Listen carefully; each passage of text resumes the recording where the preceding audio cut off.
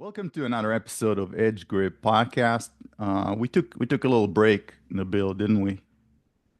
Yeah, summer break that started in like March. Summer break. What did you do in the break? Pretty much nothing. Pretty much nothing. That's a good break. And now we're coming back. We have a really, really special episode, a great episode, the best episode. Uh, our next guest is going to amaze you, electrify you, and thrill you because he is Mark Thriller Miller. Yay! Hey guys. How's it going, Mark? Welcome, Oh, welcome. thank you. How you doing? Good, good. Where are you, Calabasas? Yes. Oh, SoCal, okay. USA. Nabil's just down Perfect. the street from you. Yeah, Who?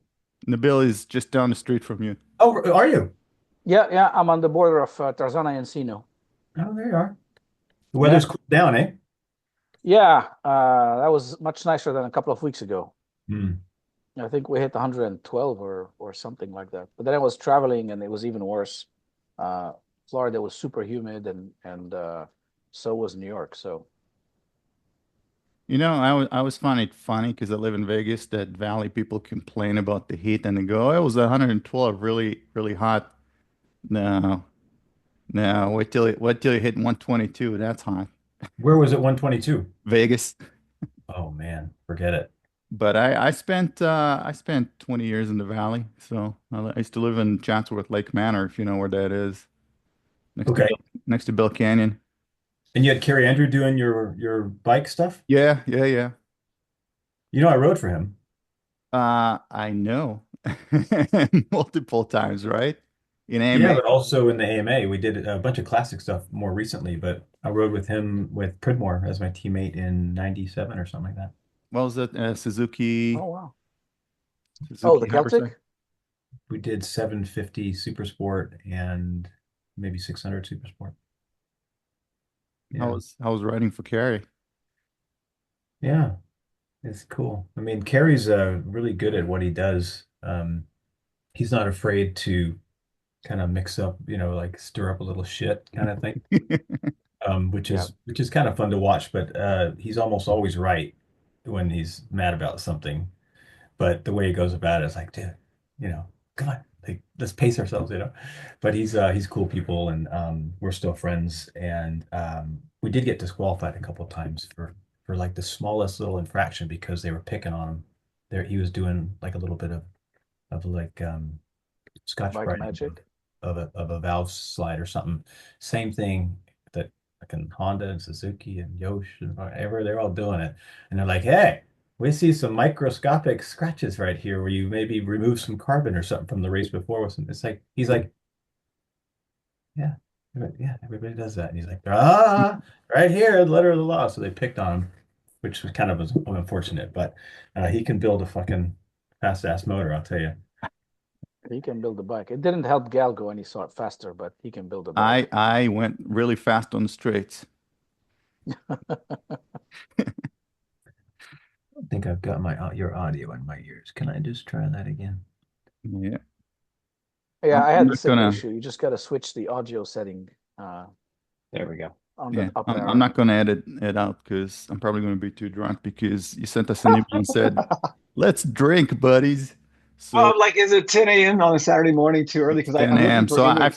figured you wanted to drink mimosas or something girly, but here you go. So I got Damn. I got a smoke wagon um, bourbon whiskey All right. from a distillery here in Las Vegas. Nice one. Nabil, what do you have? I got a Japanese whiskey. Ooh. Considering the time zone, it's past midnight over there. I think it's legit to drink. For my part, I'm drinking what my best friend from college, who was a fighter pilot for 20 years. Now he's living in Houston, no, Dallas. He calls this swamp water, which is like fucking water. Of course. Oh And yeah, since it's Saturday morning, I thought that'd be the least, I'd actually have something to say by the end of this thing and not be like, "Hmm." You're not worried about the carbs? Well, that's why it's light beer, and plus, there's Oh, hardly any alcohol in it. So are we doing this, or let's crack this? yeah. I'm pouring yeah. one now. I'm ketogenic, so no carbs for me. Beer wouldn't work. Oh, really? You're on the keto diet? All right. Yeah, I've been a month almost. Not too Oh, bad. I lost about 10 pounds. I nice, think it's Nice. mostly water weight, but nice. oh well. You're Yeah, supposed to cycle in and out of keto because keto is really an emergency body yes. thing. Yeah, I cycled last weekend. Okay, I had to because it was birthday and kid had to eat cake and so on. okay. It's hard to So avoid sugar. You Really know, hard. when I said cycle, I meant very maybe a sweet potato or something, but cake is also something. you got to always do the extremes, one way or the other. All right, cheers, guys. Cheers. Yeah. Cheers. Happy Saturday. Are either one of you into rum by chance? Good rum?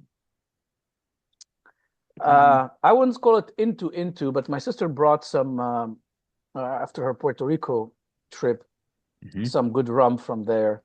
And I had a friend gift me something from the DR. Um, just not enough to get me into appreciating it as much as I probably should. My wife and I went to Havana for our honeymoon and got into the cigars and the rum, and I came home with, like 4 bottles of pretty fucking nice rum, and I've been drinking that ever since. The only thing Oh, we could nice. find in the States that's kind of close is I like Plantation XO. I don't know if you've heard of Plantation XO. It's 20 years, but Yeah, it's only like, what is it, about $60 or something. But yeah, that's my go-to spirit when I go neat or with an ice cube. nice. Okay, I'll check it out. Plantation XO. Yeah, Yeah, rum. we go to the Caribbeans for vacation every year, St. Bart's, St. Martin. So they have really good rum in Mm, St. Bart's. So I yeah, love it. island rum. None of Do this they have sugar Captain Morgan. plantations there, or are they They no, they imported? have they make the rum right there in the Caribbeans. Okay, nice. So, Mark, what's that behind you? A racing simulator? This is a steering wheel that I can roll this chair over to and use my 70-inch big screen with the subwoofers and surround sound, and then I can flip it down for a movie. Oh, It's nice. on a little pivot. Hmm, That's a good setup. And I see the amp. Like, looks like a pretty serious setup. Yeah, it's all right. Yeah, it's all separate. Audiophile. We have a 2-channel dedicated system in the other room, which is vinyl tube amps and just the 2 speakers with it all kind of measured out and padded and stuff. But this is more the man cave. But the Oh, wife comes in nice. once in a while. The wife comes in here and she'll watch a movie with me, but otherwise she kind of stays out of her. So, what kind It's, of setup you have for the vinyl? Now, I know we're digressing a bit, but yeah. I like them myself too. Oh, you do.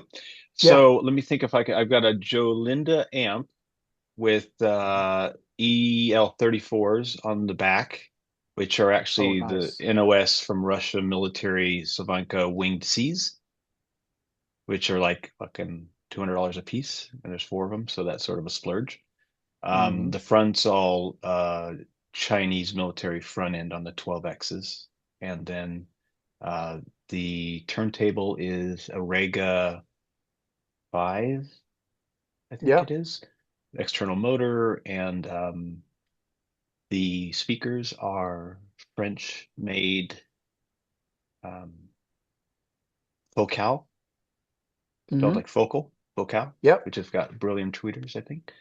And I've got some really badass interconnects. They're all solid silver Helix interconnects, XLR between Yeah. everything. And the speaker wire is from the Northeast, Nordost, Valhalla 2s.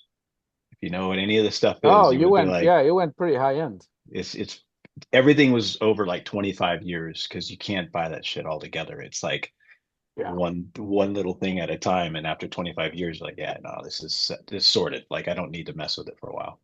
How many How? motorcycles is that in value? Yeah, I don't know.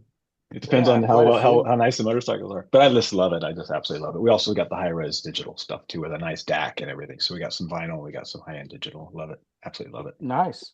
It's a What lot kind of cheaper too. amps? Like What kind of watts does the amp drive? The tube 50, amp you have? 50. 50 per Mm-hmm. channel? Yeah, Yeah, right. so the Yeah, Focal yeah. that worked for them. I got It's very efficient. Yeah. Bowers and Wilkins 802s, Oh yeah. the diamonds. The problem is they need a lot of wattage. Yeah. What kind So of amp is you got? Rotel. which is a company they bought. Yep. So it pairs up nicely, but it's not as good, I'm told, as like a Macintosh, Yeah. which I'd like to get to, but I think I'll go with my preamp. Everything is digital right now. I want to get a tube preamp for the Yep. turntable because I like Yep. the tube sound. I don't think I can get, unless I get the old, I think they're called MC 275s, separates from Macintosh, which have, I think, 200 watts per channel. What are you running 8 ohms into your BMWs? Yeah. Yeah. So I'm running a 4 ohm setup with type A, class A, up to 15 or 20 watts each, and then it goes into like like B or something when you go up a little higher. It's plenty though. Nice. Yeah. Yeah.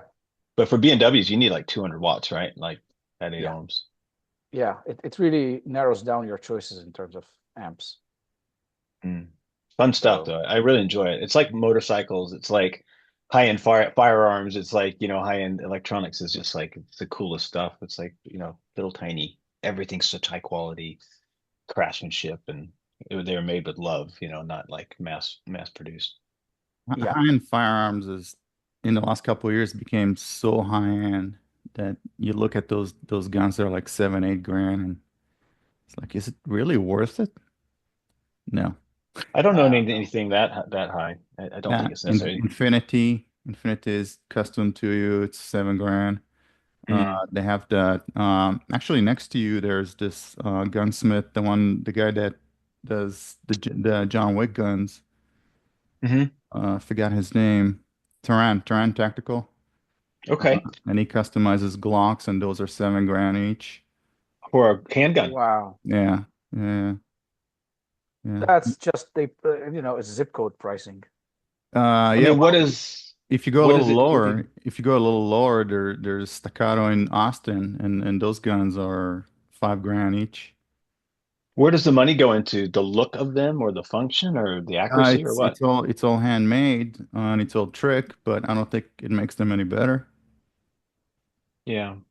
That's Yeah. a lot of We're money gonna, for a handgun. They're not that accurate handguns. Yeah, They're pretty right. close up stuff. So yeah. I just got a nice Daniel Defense 6.5 Creedmoor, which Okay. it's almost boring. It's so accurate.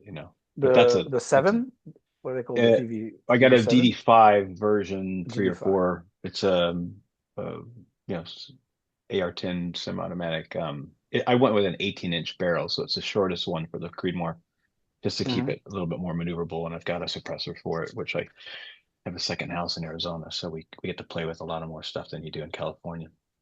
Yeah. We got to keep that stuff out there. The But owner is actually a good friend of mine, Marty Daniels.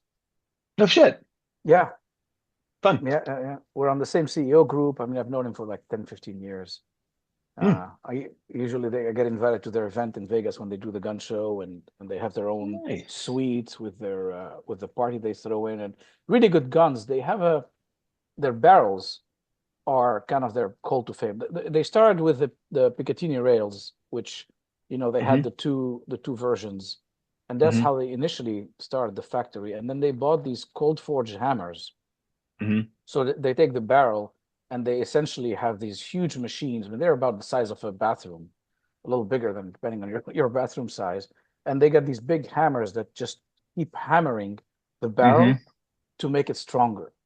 So it will take a lot more heat, a lot more shooting. A lot of special forces and uh, police operators love them because they will shoot for a long time Yeah. and still remain accurate and not overheat too much. And then You can feel it in the weight. The barrel is quite heavy compared to a lower quality process. yeah, yeah, it's almost like one of the best bangs for the bucks, pun intended, I think, out there. The Yeah, I Daniel mean Defense. it was 2,700 bucks, which is I thought was reasonable, with all Yeah, the quality on it. yeah, receivers are good. You can get the Giselle triggers and all the goodies custom from the factory pretty much. I've swapped So, out all the furniture, of course. I've got all my favorite grips and stock and everything. So oh, nice. matched a couple other rifles that I've got, so that all feels about the same. Everything's about the Yeah. same. Just I got some glass. Actually, I got a really beautiful Leopold 3x18, 3 to 18X, the new 6 HD. I know we're talking Yeah. about everything but motorcycles, but I know. think We'll this get shit's there. We'll fun. get there. This shit's fun too. But yeah, that the scope is cool. I got a 50 mil on the front, so it gets a little bit more light on the front. But this, I've never had a long gun in my life. You know, it's like it's kind of a new thing. But had a couple smaller ones for like indoor urban stuff. But I wanted to, as a hobby, stretch out the legs a little bit, maybe 600 yards, maybe 1,000. You know, just for fun. But these things are so accurate, it's ridiculous. Have you ever actually seen or held a 6.5 Creedmoor bullet like around in your hand? No, I don't think so. Yeah. I have one right here. Where is it? Check out how beautiful this is. Look at how beautiful Yeah. that is. Oh, It's like yeah. an F-16 fighter. Like it's the aerodynamics of it. You can't really see it, but it's the point. It almost poke you, but it is absolutely gorgeous. Look at that thing. It shoots so flat. Yeah. You know, Those things, they travel in the body, so you'll get shot in your leg. It's gonna fly out from that's your a stomach. 5.56. Yeah. That's a 223. Look at the difference in that. Yeah. Yeah. You know, when this is by itself, this looks pretty badass, but then you put that next to it, it just dwarfs it. Yeah. Yeah. Anyway, we digress. It is the better ammo. We shot. So I went to a retreat essentially of investors, and there was a guys from the Flintstock group training on shooting. They all had Daniel defenses, and Oh, that right. was their preferred go-to gun. And then we shot that thing. I mean, you can hit targets at 1.5 miles, size of a human, if you have the right magnification, which is Yep. crazy. I mean, I the haven't done report it yet. takes There's like 5-10 seconds to come. yeah, and you can't go to the actual target. You have to get in a car and drive it Yeah. for a couple of minutes to get to what you're shooting at, which Yeah. there's a place out here you might have been there at Angela's shooting range. It's called Angels or Angela's. It's over by Sunland. I haven't been yet, but they have a 600. I haven't done it yet. Before I got the rifle just a few weeks ago, I'm like, oh, I'm never even gonna try to shoot over 300 or 400. What do I know about, 400 yards? It's like, Yep. I don't know if it would be ethical to try to shoot an animal if you had to in an emergency, if we have the apocalypse or something. Like I need to get some meat or something. 400 yards or whatever. Anyway, I got the rifle and I shot it a few times at 100, and I got the glass, of course, the 3x18X, and I'm looking at something with my rangefinder at 800, like a big rock in northern Arizona. I'm looking at it, I go, I could hit that no problem. Like without any question, I could hit that probably within a 12-inch circle at 800 yards, like that, without even, especially with a tripod or a bipod on a table or something. Yeah. No problem. So now I'm looking forward to get out to the 600 to see if we can't hit some steel. Yeah. Yeah. It's easier when these guys do the zeroing for you. That's where a lot of the art is. Once they zero it correctly at the right distance and tell you how far, above you have to shoot, because you're lobbing the bullet big time at this stage. With the proper instruction and the setup, you can get it done. It's crazy. Yeah, It was a there's DD7.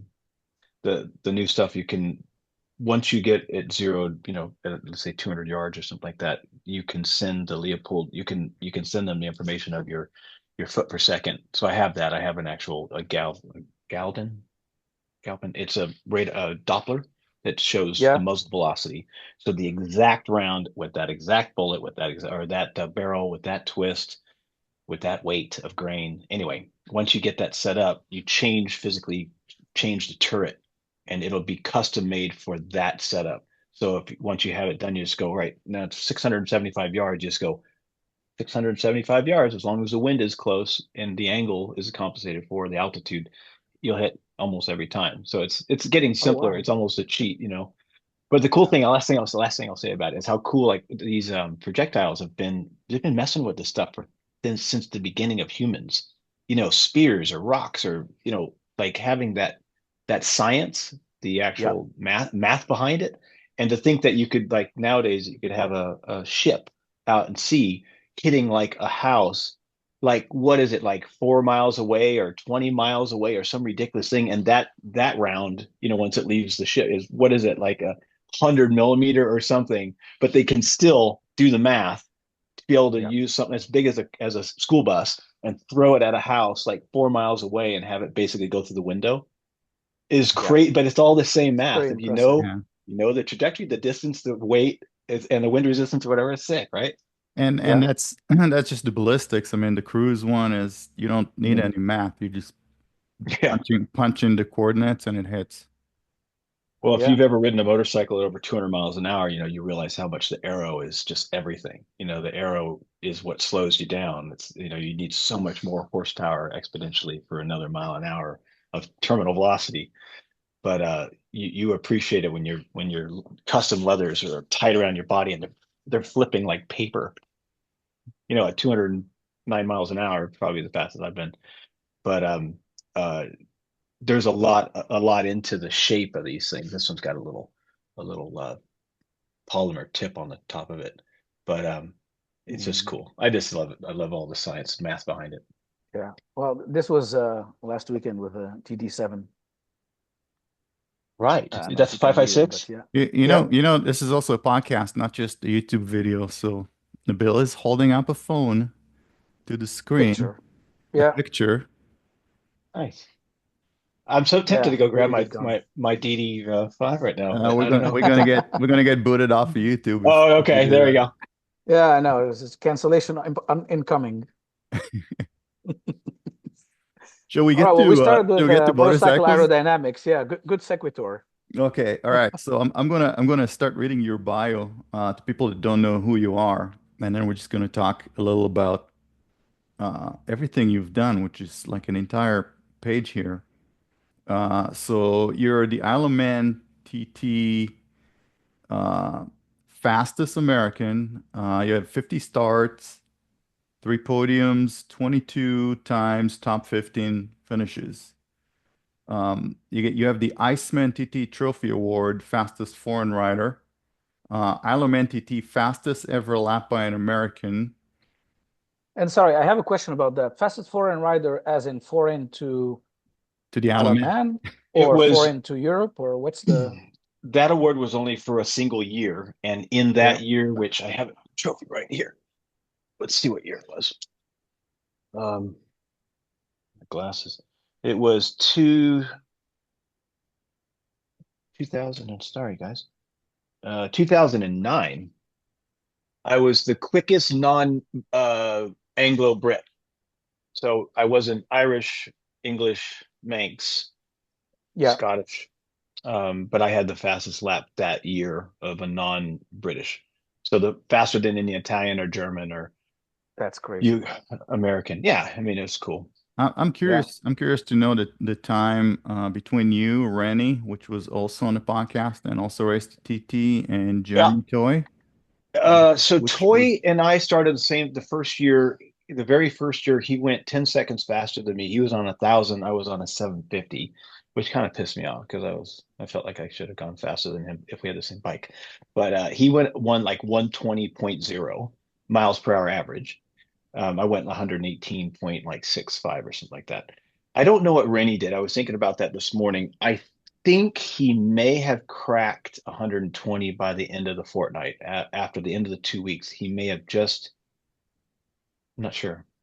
But it's funny because, you hear these guys at the top going like 134 or something, 133, which is crazy. But there's not too many guys doing that. But to even crack 120 is difficult. Like it's really hauling ass. You have to be very experienced and learn the track and have yeah, you decent need to equipment. practically live on the island at least 6 months out of the year and just do that road every day. Yeah, it helps. It really helps to do the video game, the new video game, and also watch the onboards like the old days, which is what I did. Now I'm in the video game, which is funny. What's that Oh, video game? nice. Ride 5, right? Yeah, I'm in this version 1.0 and 2.0. The third one just came out, and they've yanked me off of it because I'm no longer relevant. But it's Ride. I have it up there somewhere, right? So wait, which company yanked you out of it? No, it's fine. It's just because I'm not in the bike that you would choose, which is the EBR with the razzle dazzle paint scheme, and I haven't done the TT now for a few years, so there's no reason to have me in the game. Do you guys know what it's called? I'm so sorry. I don't know what it's called. It's Ride the Edge or something. Ride 5, I think. Yeah, No, there's a it's series it's called not Ride 5. No? It's not Ride 5. 345. Not Ride No, 5. no, no, no, no, no. It's its own thing. But if you guys haven't played it, I highly recommend it. It is absolutely ridiculous. They went out there with a bunch of like Google cars and stuff, and Oh they've wow. scanned the whole 38 miles, and it's identical.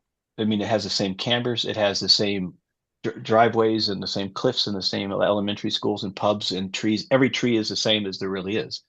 So the Mm. first time I ever played the game actually was just a few years ago when they came out with the second one. I didn't play the first one because I played the second one anyway.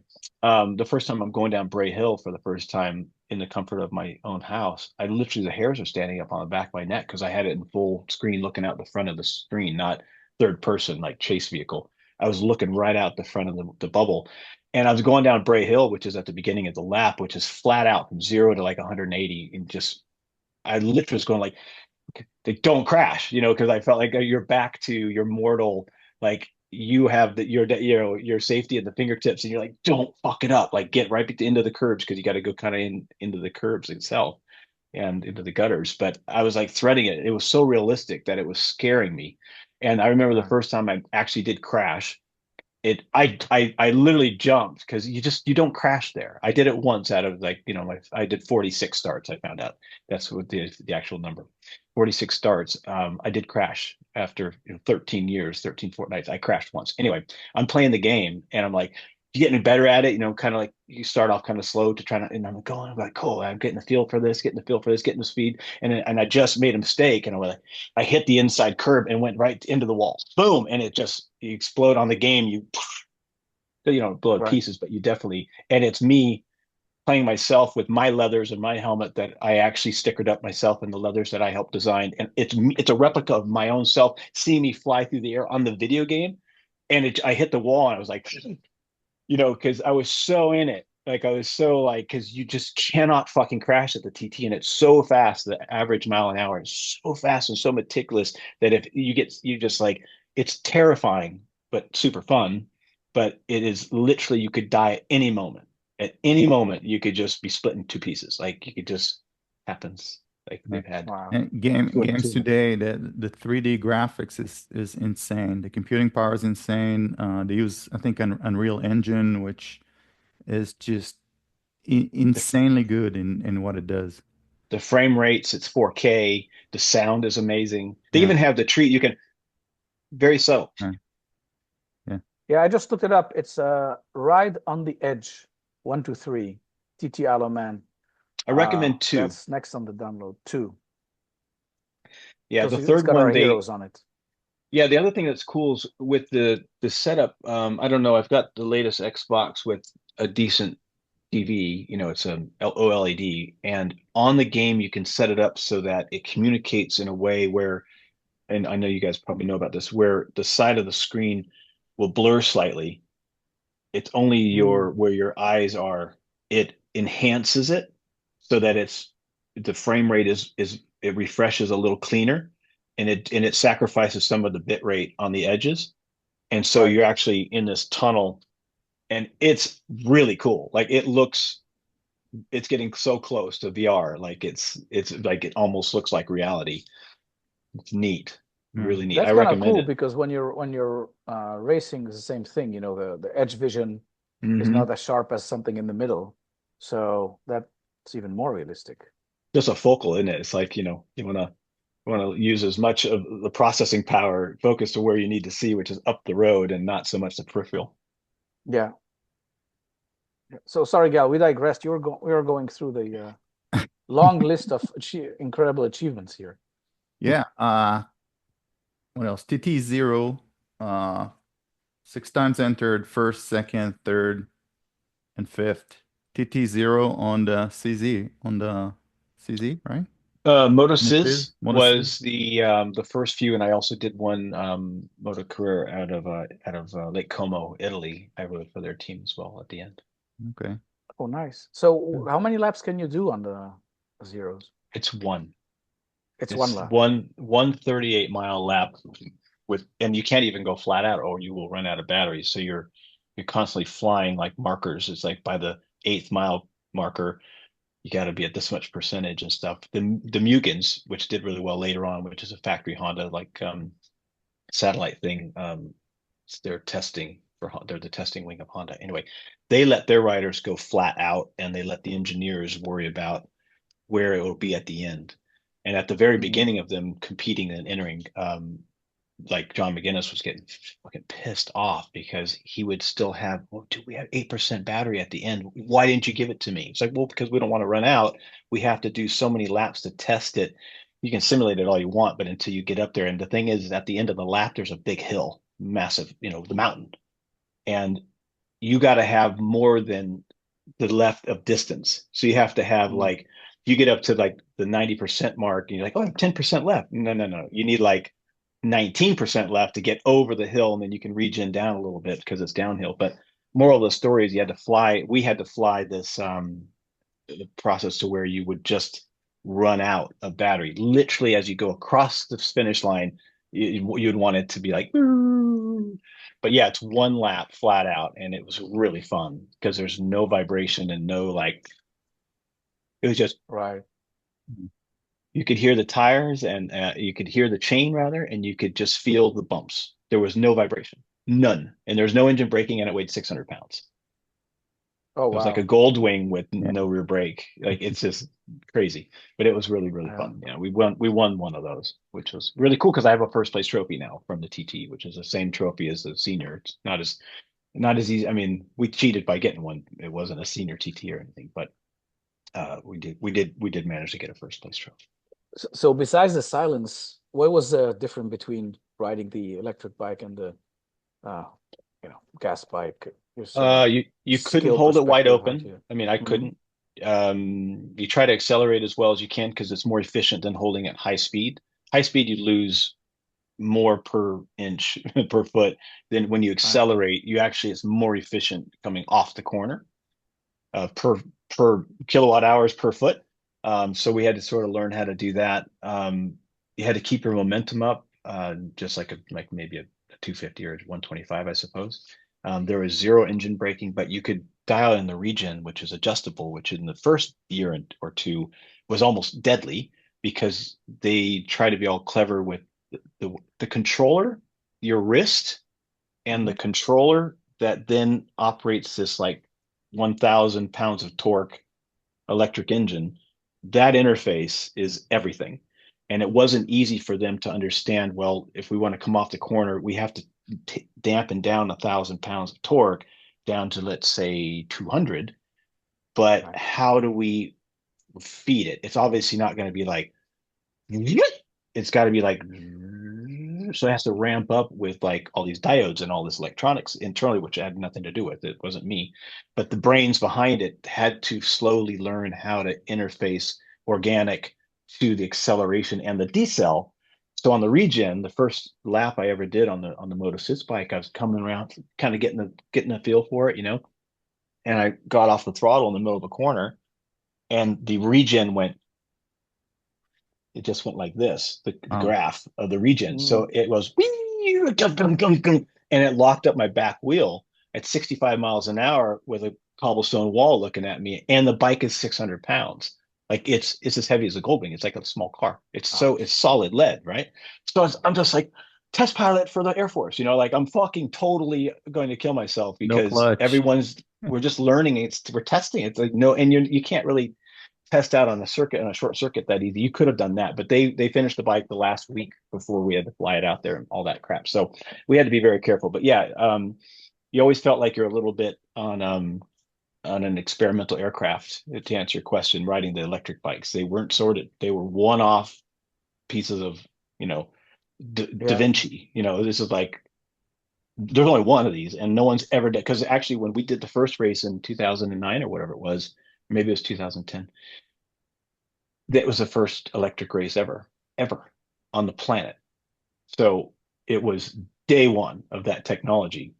And we're doing it at the most dangerous racetrack on the planet with guys that are doing their best. And like, it was dodgy, but super rewarding because we got to help push the technology, but we also got a lot of engineers and computer nerds on the Isle of Man, which at first all the fans and all the other racers were like, get the fuck off our island, dorks. Like, there's no noise, there's no smell.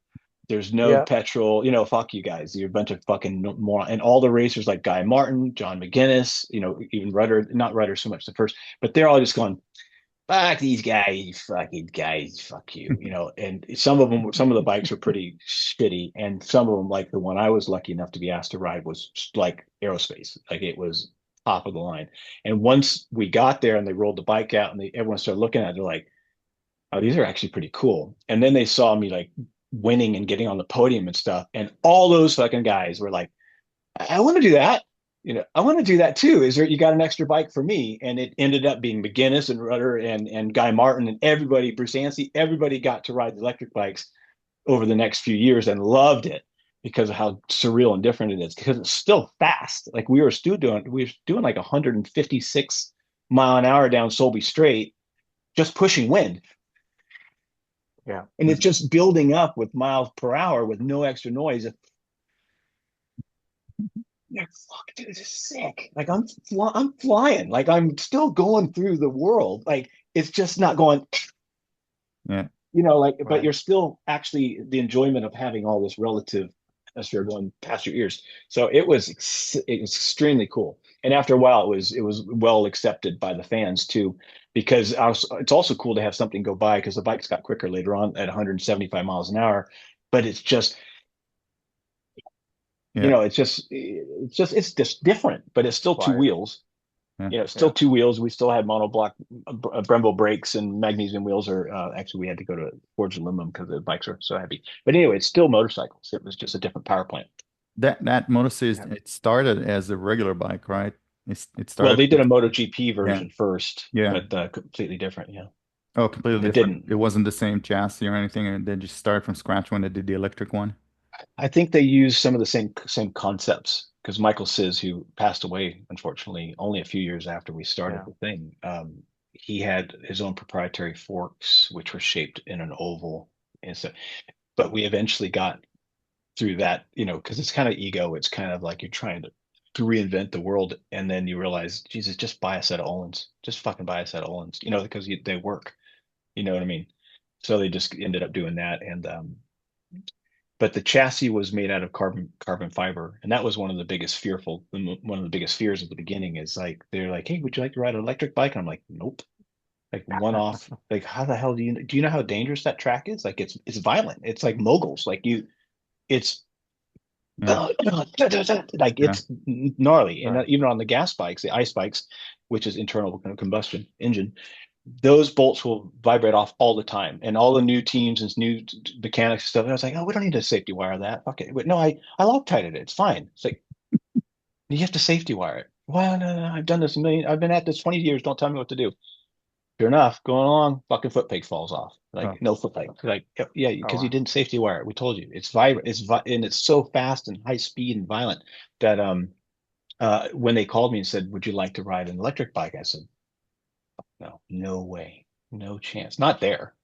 Anywhere Yeah. but there. Of course, anywhere. I'll go fucking Right. In Willow Springs." retrospect, they should have mm, picked a track where you have runoffs and to experiment with these things, not It cobblestone was walls. is all about being able to get people to invest in the idea and the series and stuff. And the Isle of Man had the profile, so people were to jump on. So the first time though, I went down again at the beginning.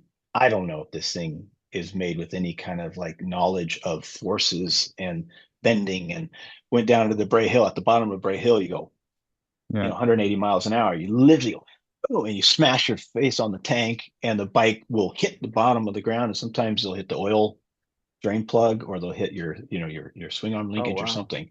Your fairings all the time. You always scrape it. Yeah. So anyway, I'm going down and I go, please don't go. Please. I'm like, Don't here we break. go. Listen, I got to trust these guys. At the end of the day, I'm like, put the visor down. It's like, I got to trust them. I have no choice now. I've already made the decision to go. So let's trust them. Here we go. Bam! It's fucking 600 pounds of weight, and that carbon fiber chassis worked. Held. Wow. It was gnarly, dude. It was fun. It was fun. But that's nothing compared to even like the 1,000 cc. If you get a 1,000 cc super bike around the TT, that's mental. Yeah. That's not even 600s. You could do 600s, a lot of people could probably figure out, but 1,000 around there is like just threading, just death. You just And people don't come back. So it's not just your feelings, it's evidence. So we had a kid come there once from the States. He was all gung ho and thought he was going to set, like, I don't know, change the world or something. And he ended up puking inside his helmet on the first day, and he quit and then walked away and left. That tells it all. Mm. and then you did the classic TT F1, entered twice, fifth and 11. What did you ride? On the first year, we got fifth out of like 60 starters. We were on an exact replica of a 1986 FZ 750. Eddie Lawson winning Daytona 200 winning bike. It was bolt for bolt, same radiators, same carbs, same, all this kit stuff that Yamaha had back then. The only difference was they had more modern wheels that were magnesium so that we could have 17-inch modern tires, which would you need for safety. So other than the wheels and the tires, the bike had the special forks, the $25,000 magnesium carburetors, the $15,000 radiator, like all the dry clutch, the whole 9 yards was factory Yamaha 750 from 1986, which was cool as F. It's probably the coolest thing I've ever ridden ever because it was literally like a factory Yamaha when I would have been in high school and would have seen a poster on the wall at the dealership of Eddie Lawson winning the Daytona 200 on that bike. And then like 30 years later, I'm like sitting on one. They go, experienced now. And they're like, go racing around the Isle of Man TT against other classics and stuff. It's like, so cool. It was flat slides, with accelerator pumps and like the whole thing. It was absolutely cool. We got fifth, dude, out of 60, which, okay, I got to tell you real quick. The guy who designed it from Yamaha, this was his very first ever project out of college. He got hired by Yamaha in Japan. They said, we need a new race bike. This was his very first baby ever. He went on to do Valentino Rossi's 500cc and 1000cc and 800cc winning world championship chassis later. But this was his first one in 86. His retirement party was at the Isle of Man TT for the classic that year when Ferry Brower from the importer of Arrive from Europe had this Yamaha and he wanted to race it against all the other classics. They invited the Japanese engineer on his retirement party to come to the Isle of Man and to see all the Yamahas that were also racing. There were several, but mine was his first ever 4-stroke. And he got to watch his first project from college ever get raced again in anger because I was like, oh, I don't want to crash this thing, Ferry. I'm going to just take it easy. He says, no.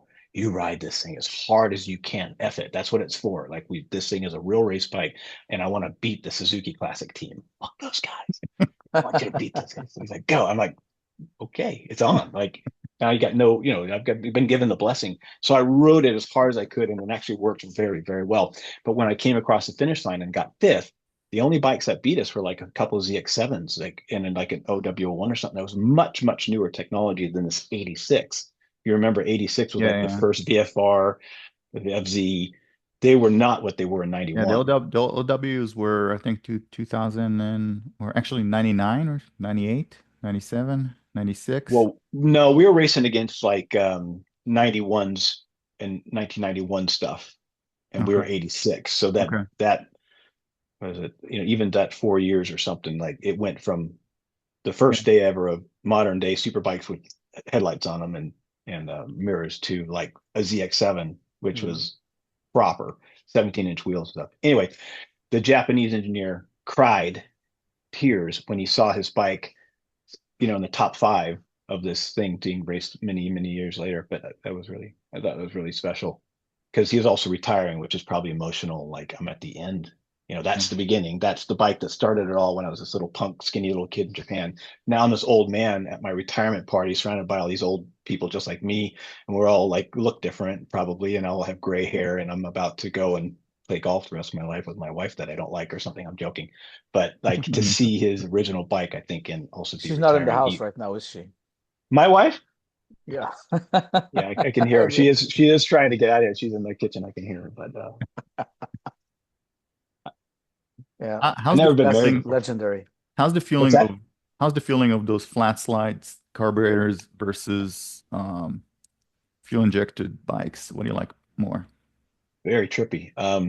The second time we did the classic TT was on a ZX7 with flat slides, and it was exactly the same thing, which is you can't go like that. They A joke. you flood them Yeah. because they have accelerator pumps. They Hmm. shoot when you twist it. They shoot extra bits, and they have tall first gears. So on a ZX7 was funny. One of my first real race bikes. So I started on a VFR 750. This very first real race bike was a ZX7. I think it was in 91. And when I got asked in 2015, like as many years later, to ride another ZX7, as soon as you get on it, you're like, huh, I remember this. Like I remember the shape of the tank. I remember the seat, the height of the seat to the relative geometry and the ergonomics and stuff. But then once you start riding it really hard and getting, I was like, dude, because I rode a 91 and a 93. So for like 3 years, I rode a ZX7 from Kawasaki. Well, now 30 years later, 25 years later, I'm on a ZX7 again in anger. And you're like, I know what this bitch likes. Like, I know, like it's like you're shagging your old college girlfriend. You're like, I know exactly what she likes, like how to tickle her and stuff. And the flat slides were funny because it's a tall first gear and you go into like the hairpin, like the Ramsey hairpin, you got to kind of slip Mhm. the clutch. You got to be careful. It'll just fall down if you don't go boom, boom, boom. And plus the old ZX7 is like the throatiness of the firing order or the bore and stroke with those flat slides is just different than today's bikes are just really crisp and perfectly atomized. These things have like pilot jets and like, MJNs, or they've got, main jets and stuff, needles and stuff. So it's totally different sound and it's different vibrate. There's more vibration in the bars. But yeah, the flat side, you got to be very careful because you got to like keep the RPMs up. Otherwise it'll just flood the intake with brr. Yeah. I did Right. blow one up. One of them grenaded right on the front straightaway and put that green Motul oil all over everything. And I mean, my feet were out, and I'm just going, "Oh, just stop the bike," like without it just spinning around. But yeah, one of them did grenade on us. Oh. And then you did the Wow. Northwest 200, which is Mm, also a crazy race. Crazy, yeah. crazy race because over there, if anybody ever watched it on TV, you got electrical posts there, and it seems on TV even narrower than the Isle of Man. So The, how's racing the, that? I only did it once because it scared me so much that I didn't go back. It's a mass start. It's not timed. It's like Macau. The Macau Grand Prix is also a mass start, which it's similar. It's just crazy the first lap because you're not only is it a mass start with telephone poles in people's front yards, and literally you could go into somebody's door, like front door to their house, if you go offline or get bumped or something. But a lot of the kids that are racing there, obviously it's the same guys at the front as the TT, so the top names. But there's a lot of guys just behind that group. This is their World Cup. Like they wait all year. They've been racing these little roads races all over Ireland and whatnot, and they get to the Northwest with 100,000 fans watching, and they're like, "Stay out of my way. Get out of my, I'm coming through. Like, I'm going to finish in the top 20, motherfucker. You're like, if this kills me." It's like, yeah, if it kills me too, because they were just I mean, everybody's safe and stuff, but it was aggressive. And the fact that there was zero runoff and people are trying to outbreak you and stuff was just like, I'm just not brave enough. I just wasn't brave enough. I did, we did all right, but it scared me. I'm like, I don't want to do this. It's too much. It's at least with the TT, you do come across people and pass them quite often. Once in a while, you get passed, although it's rare that you get passed by somebody because typically they set off the fastest guys sort of in succession, and you're almost Mhm. always going to just improve as opposed to there's nobody else behind you that will really pass you. But at the Northwest, it was like it's just gnarly. And the thing is too is there's 200 plus mile an hour straightaways at the Northwest in the multiple bike drafts. You could have 9 guys, 7 guys drafting each other. And of course, as you draft, you get the toe, you get some buffeting and stuff, and you just slingshot around them. But then someone else is doing it behind you. So you could have 3 or 4 guys coming up to, let's say, the leader of the pack, and then you pass them, and then they pass you, and of course there's all this wind going on. Everything is you can literally move you a half a foot and stuff, and it's at 202 miles an hour. It's just crazy. And I was just like, and plus I like a lot of guys like Simon Andrews got killed there, Mark Buckley got killed there, was my teammate. Um, uh, Michael Dunlop's sorry, yeah, Michael Dunlop's father, Robert, got killed there. And this is all after I started to hang out with that crowd. And they were just like kind of like fuck that, dude. It's just too crazy. At least with the TT, it's timed and you can sort of it's you against the track. It's you against the track for the most part. And you can that's fun to me because it's like I used to love qualifying. I used to qualify really well and get like track records and pole positions, like even with Nicky Hayden in the race and stuff. Like I'd always like qualify really well, but then I had no racecraft. Like that kid's been racing since he was 4, so he would always like be better in the race. But I could do one lap. Well, the TT is one lap at a time. It's because it's fun because you say start finish line, you're like start the clock, and then you just try to connect everything, and you're like come around like here we go, stop the clock. Like how did I do? It's like, yeah, I improved. That's so fun. It's not just sort of like waiting as slow as you possibly can to win and then like zap him and then maybe let him do the hard work or make you do it. You know what I mean? Like that's different. I And like to it how me, you try. I like it how you try to, justify and say the TT is safe compared to. it's just less of the human factor. Level of craziness. And then you did Macau too. 17 times entered, fourth, fourth, third, sixth, and sixth. My Mm. first time, my first introduction to Macau is I opened the TV one time on Eurosport, uh, Mhm. and there was someone lying in the middle of a road, uh, clearly dead because they went into a wall, and it said at the top of the screen, Macau Grand Prix. And I was like, oh. Yeah. So Was it a motorcycle racer died? motorcycle, yeah. So Mm. they just missed a turn, went straight into a concrete wall. So in Macau, there's no pubs and posts and anything else. It's just walls, right? It's lined in Armco, which there's a couple there's only like 2 places on there where you can escape down a little chute, like an escape. But it's basically if you crash, you're bouncing off of Armco, which believe it or not, there's only been a couple fatalities there, to be fair. When I was there 17 years, and there was only 3 fatalities, as far as I remember, in that entire thing. Whereas at the TT, 1 year you could have 6, 1 year you could have 1 year you could have 3, but they average 2 to 3 a year. At Macau, it's almost never. But at least you know that if you do crash at Macau, you're going to have all the pieces in one place. You're basically going to be intact. You might be worse for wear. You might die. You may not. There was a couple really bad injuries at Macau where somebody went into the Armco and it split their legs were like this, and it split their in the middle under their ball sack. So their Oh, their wow. their hips they got separated at the bottom of your body.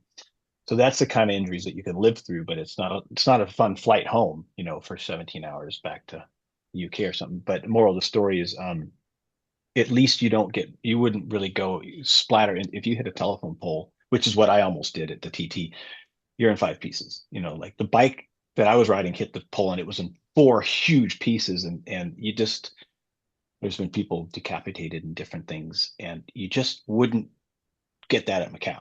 So at least you got that going for you. And if you hit it just right, you might actually ricochet and be okay. Do you know what I mean? It's just not poles. It's Yeah. flat walls. So that's a little bit different. So you're gonna slide vertically. It's cool though. The only hard part is learning is that it's so blind because you can't see. It's literally you're going around Armco walls like this, and you have to know which way it goes to go quick. If you want to go fast, you have to know it goes left, then right, right, left, left, left, right, right, left, right, left, open, down, right, right, right. You have to know to anticipate because you have to exit shallow to hit the next, to exit shallow to exit shallow to hit the next. It's a lot of fun if you like technical stuff. Do, And do you like ever we sit? did, Do you ever sit on the plane on the way back and just go, stewardess, I'll have another, please, and just go like, oh my have, God. have another drink. Yeah. That's the night after our race. It's on. I mean, at Macau, matter of fact, I met Kevin Schwantz one year. He was there for like the 50th anniversary. He's one of the only Americans to win it. I think he's the only American to win it. He came over just as a guest to be sort of there for like an anniversary, and him and I ended up closing down the place. But it was a night before the race, which I'm not that bright, so I was sucked into this thing. It's like Kevin Schwantz, man, and him and I ended up becoming short time buddies, and literally seeing the night till they closed the bar in Macau, which is probably, I mean, it wasn't 9 a.m. It wasn't Thailand, but it's like pretty late. And we were the last two standing. And then I had to race the next morning at like 7 a.m. or something. But moral of the story is the night after the Macau race, everybody lets their hair down because it's also the end of the season. So all the BSB guys and all this, and all the Italians and all the Germans and all the Americans and stuff, you come out there and you're done. The season's done. This is like November or October, the end of October. So your season's done. So, people are like pulling out the fags and stuff. Everyone's smoking cigarettes and stuff. Like kind of, it's like, oh, fuck it, me too. And everybody just like, because you're not playing the corporate game. You're at the end of the year. You're in the Las Vegas of Asia. So there's some debauchery and some stuff, although it's gotten much cleaner over the years. It used to be, what is it, a mafia with like Russian girls and like everything everywhere. And then they started cleaning up and all the hotels got expanded and new hotels, new buses and new taxis. It used to be the Wild West. First year I went was 89 and 90, 90, 90, 90, 98, 97. Anyway, but there's a lot of heavy drinking and stuff because at the end of the year and nobody's saving themselves for the season anymore. It's like a big exhale, not only for the surviving the Macau race, but for surviving the whole year of professional racing usually. Yeah, that video of Schwantz out there in Macau I think it's still on YouTube, and it's just him pulling wheelies and looking back. Yeah. Yeah. There was nobody even close. I mean, he was on a 500, CC factory fucking Suzuki, but he's good people. And then you went and you did something safe, like the 100th anniversary Pikes Peak. Yeah, I did Pikes Peak once. That was really interesting, really cool. Pretty dangerous. Like, oh, Pikes Peak, how adorable. Com It's real. Compared to the Northwest. No, it's nothing like that. It's a different thing. The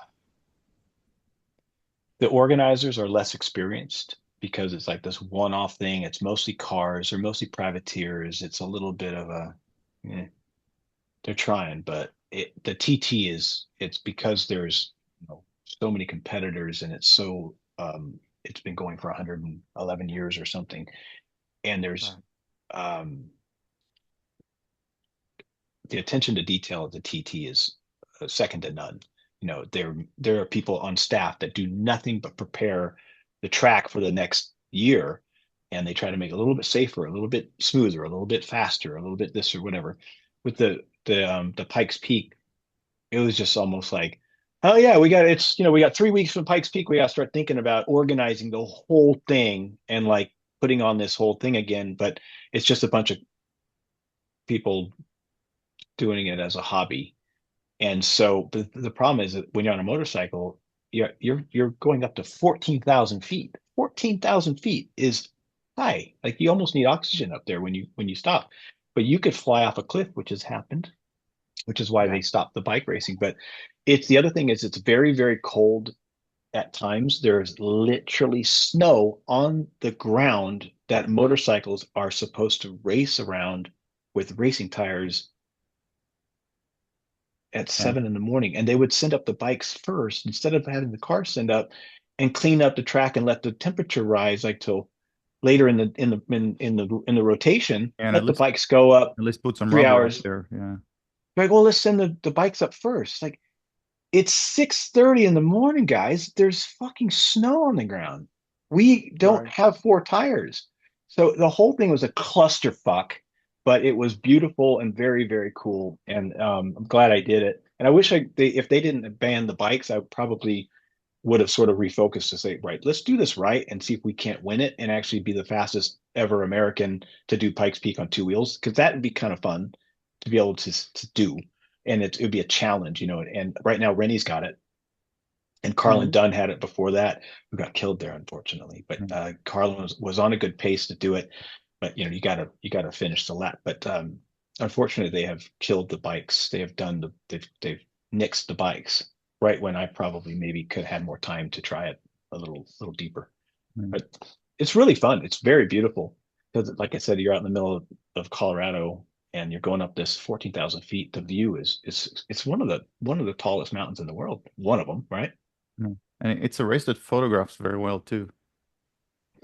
It's almost like you change from different planets too. Like you start at one altitude and it's green and lush and kind of dry and cool and fun. Then you like get into the second stage and it becomes a little bit of a hybrid. Then you get up high, you're like on Mars. Like there's no vegetation. It's just red and big rocks. You're like on a different planet. It's gorgeous, absolutely stunning. But yeah, it's really different because of the height. And then you found, between all of that, you found time to race in AMA. And I did most of the AMA stuff before. And then you just went like, AMA is not, it's just not fast enough for me. I need something faster. And then you went to No, we did. We were there when like Miguel was winning, and you had all the Steve Creviers and the Pascals and the Aaron Yates and the Steve Smiths, or what is it, Mike Smith, Jason Pridmore. I think Josh Hayes was just arriving. Nicky Hayden was just arriving. Ben and Eric Bostrom were new, very handsome, very fit, and they kind of brought some color to the series. But Troy Corser was coming by, Troy Bayliss was coming by. Again, Fogarty was at the Daytona 200. Scott Russell had just gone to Europe and come back for a couple Daytonas and a couple one-offs and stuff with Rob Muzzy and Miguel, as mentioned. It was just Jamie Hacking. I don't know if you guys know that era, but I all of a sudden sound like some old guy. Yeah, it's a very deep grid that I don't think well, we're starting to have today in the modern era, but we didn't have that kind of grid, I think, for 20 years. Yeah, I think 08 till a couple of years ago was pretty dead. Yeah. Mm-hmm. Yeah, it was cool, man. It was fun because we ended up it ended up, like I was Graves Yamaha's first AMA rider ever, as Chuck retired from riding himself and was doing the exhaust systems, and I was like his first rider ever. And then we went on to attack with Stamboli, and we did Arion Honda, Kerry Andrews with the Hypercycle at one point. So I was like this total street squid nobody who went club racing, did pretty well at Southwest region, and then got offered a couple free bikes from Suzuki at the end of one thing. And next thing you know, I had 2 free motorcycles in the crate, and they're like, "Oh, we'll get you 175 free tires, and we'll get you 35 grand worth of parts at our importer's cost from Suzuki. So you have brake levers and different things, and extra spare gas tanks and extra wheels. And then all you have to do is drive the bikes, do the rest of it." So we went from street squid to club racer, 2 years, amateur, expert, free bikes, AMA, and then by the 3rd year, I was in a semi truck. So it was, I'm not marquee, I'm not fucking famous at all, but it was fun to just have the experience of being like, Jason Pridmore was my teammate at one point, and then Curtis Roberts and Nicky Hayden, Roger Lee Hayden, Josh Hayes, but we were racing against, and then Hopkins came in. John Hopkins was sort of later. And so we were all just, and we would I'd pretty much podium every weekend. I mean, I finished. I would either get like a second or third, but I won one, but I had to race against Nicky Hayden, Josh, and Curtis Roberts, and and Eric Bostrom. And those guys are just better than me. Like they had more experience. I was like on my 3rd year of racing ever, and I knew nothing about nothing. But I was good enough to just say, well, if I could just get on the podium, I get a trophy. I know it's a little smaller, but at least I get to go to the after party. So I would fight really hard for 3rd. But first was such a bigger leap because those guys are hungry because they were going to be MotoGP world champion. You know what I mean? Yeah, they were doing it since they were 3 years old. So, yep, but it's cool. I have a lot of good memories. What's your craziest story from your racing days? Either a racing event or post racing or pre racing. Craziest? I'd say drinking with Kevin Schwantz. No, that was cool. He's just like Scott Russell or even like Colin Edwards. They're just totally normal state of, Texas guys, Scott Russell was always my hero. Like he was the guy I would see from a distance at first and watching on TV like ESPN2 or something. And then I got to the track to do an AMA race or something and I saw him with my own eyes. I'm like, oh, that's Scott Russell. Scott Russell, that's him. That's really him. Wow. Yeah. And then later on, we became friendly, became buddies, and we got to hang out and drink beers and up at his hotel room having some way later, just one-on-one. And then we went to race in Belgium. We were teammates, American teammates on the supermoto for Mete Superbikers, which is supermoto, half street, half dirt. But Chris Carr, myself, Mike Metzger, the guy that does backflips he was on the team. So we all got to go over and Scott was on the team. And so, dude, I'm just like, I can't believe the guy even knows my name. I can't believe Kevin Schwantz knows my name. It's like a little fly on the wall. Like I feel like Forrest Gump, like I was just there, just right there, and then right there. Not actually, nobody notices, but I get to watch everybody else, I'm just fast enough to get access.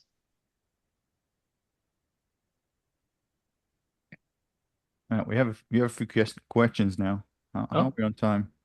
We went through this. MotoSiz tried to put the US on the map with sport bikes. Talk about the operation they had. Michael Czysz, the vision, the transition between electrical, regular engines. A little bit about the man and his vision. Michael Czysz was an architect for the stars. Like he would do the kitchen for some famous actress and that type of stuff. But he was really interested in the motorbike stuff. Long story short, he had a really cool shop that was modern in Bend, Oregon, or close to Bend. It might not have been Bend, but it was in Oregon. And got a big CNC machine and had engineers on staff. He's really smart. I love talking to the guy. We'd go to grab a quick curry or something on the Isle of Man, and he would have these napkins out with these Sharpies and just showing me all these graphs. And like, I got a Bachelor of Science in the science, like in aeronautical stuff. So I'm used to that kind of shit, but I don't know that much about it. I'm not super great at it, but I have experience with it. And he used to just go graph after graph, say, well, this is why this is. So anyway, super cool. He never drank, never smoked, and he got cancer on his throat all of a sudden. And then he's like, oh, I'm sick. I'm like, what? And he's like, got this thing. I'm like, oh yeah. And then he calls me up and says, hey, you want to come hang out with me in Oregon? I'm having a tough time because there were some troubles with his wife or something. And I'm like, wow, I'm really busy right now, but maybe again. And of course he died like shortly after. And I'm like, Oh, wow. I was one of his good friends in the racing circles. I was his pilot for all of this hard work that he put in for years, like 4 something years. I was like his first rider to exploit this shit, all the hard work here. I was the one that got to take it and use it. So we were pretty close. And I didn't go and see him, and he died so shortly after. I'm like, idiot. I mean, drop what you're doing and go see your friend, So I always felt bad about that. But anyway, yeah, Michael says just one of those smart guys that you just wish you could be more like, and have more friends like him surrounding you, and maybe it would make your life a little better too, because but they're so rare. But he's legit, like fully. He made a fucking motorcycle that could go around the Isle of Man with an electric motor and a controller and not break apart. And you know what I mean? Like Yeah. who does that? Right. Yeah. And a MotoGP bike. Yeah, he had 2 crankshafts. They would counter rotate like this. Yeah. And Jeremy McWilliams tested it and said it worked really, really well, but he couldn't get the money, the backing, apparently. There's a really cool movie called Charge. Charge is a movie that You were was on made it. by Mark. Yeah, I was on it, but Mark Neal made it about kind of Michael Czysz's journey on the Zero bike, and it's just a good film. It's actually really funny. There's some good characters in it. Cedric. Oh, right. Hey, Gal, you skipped a good question I usually like to ask, which is, how do you prep as a racer, mentally and physically? Coors Light. No, I drink a lot less these days because my wife doesn't doesn't really approve, so I have to. I'm making an excuse. I'm like, hey, dude, we sip. I thought I saw that you'd sipped on something with Colin Edwards, and I'm like, it'd be an excuse. She couldn't, smack me on the back of the head, say, "That's supposed to be drinking." Like, yeah, no, Yeah, I maybe am. we should make this mandatory, Gal. Every podcast you have to be drinking. Give people I an honestly outlet. the prep is just to ride as much as you possibly can. Like find something inexpensive, like dirt track. Like we used to go to 8th Mile at Ken Maley's ranch up in Corona, and just throw some knobbies on the thing and put a gallon of gas in there and just ride around and do all. Me and Steve Rapp and Roland Sands and sometimes the Bostroms and sometimes the Haydens and Larry Pegram and different people would come out and would all just chase each other around. But it didn't cost anything and you would almost never get hurt. Chris Ulrich was another one that used to come out and do that stuff with us. John Hopkins. But a lot of guys would do the motocross, which can be dangerous, which I did do. And I shattered my hand 2 weeks before starting the season with Arion Honda with Jake Zimke as my teammate. But I had a titanium plate and all this put in, and that was from motocross. Just landed on my friend who crossed underneath me, blah blah blah. But I would say ride as much as you can. Also, I rode on the canyons a lot. I started off riding on the public roads really fast. And Mulholland. yeah, I like so I used to live in Long Beach, California, and I used to ride up here to like the Piuma and Stunt and Mulholland and stuff. But now that I live in Calabasas, the reason why I live here is because I've got the canyons right here. And I can go out my driveway and do 100-mile loop real quick and come home and not see the same exact stretch of road. And if you go from Monday through Thursday after 10 a.m. and before 2 p.m., there's zero cars, zero cops, zero. It's just a racetrack. So for the TT, I would go out and I would always try to get nearly the same bike that I was about to race. If it was a Suzuki GSX-R 1000, I would get one of those on the street. If it was an EBR, 1190 RS or whatever, I would get one of those, a press bike or something. And I would put similar tires. If it was Dunlop or Metz or Pirelli or whatever, I would have very similar tires. And I would just go ride every day on the local canyon roads or also up near Angeles Crest, but also Big Tahunga and some other ones that isn't so well used, like some of the more rogue where there's virtually nobody and you just go out there and I mean full knee scraping. The tires would last 3 days at the most, like You know, one time, constantly. one time I was in Big Tahanga and I did the entire loop, and then like 1 mile before it was closed, and I had to go back.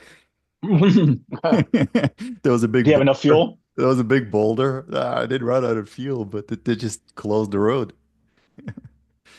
I just think riding is really good. Also, we were in the gym for 4 hours a day, every day, which I'm like, I see a gym now and I'm just like, ugh, like I'm just over the gym because you literally, and what sucks is you push yourself. You're like, oh, I bet you if you did, 3 more sets of that for 30 reps each or something, you'd feel good about yourself. And so then you couldn't leave without doing it. Yeah. Because if you didn't leave, then you'd be like, well, I'm doing less than I'm probably capable of.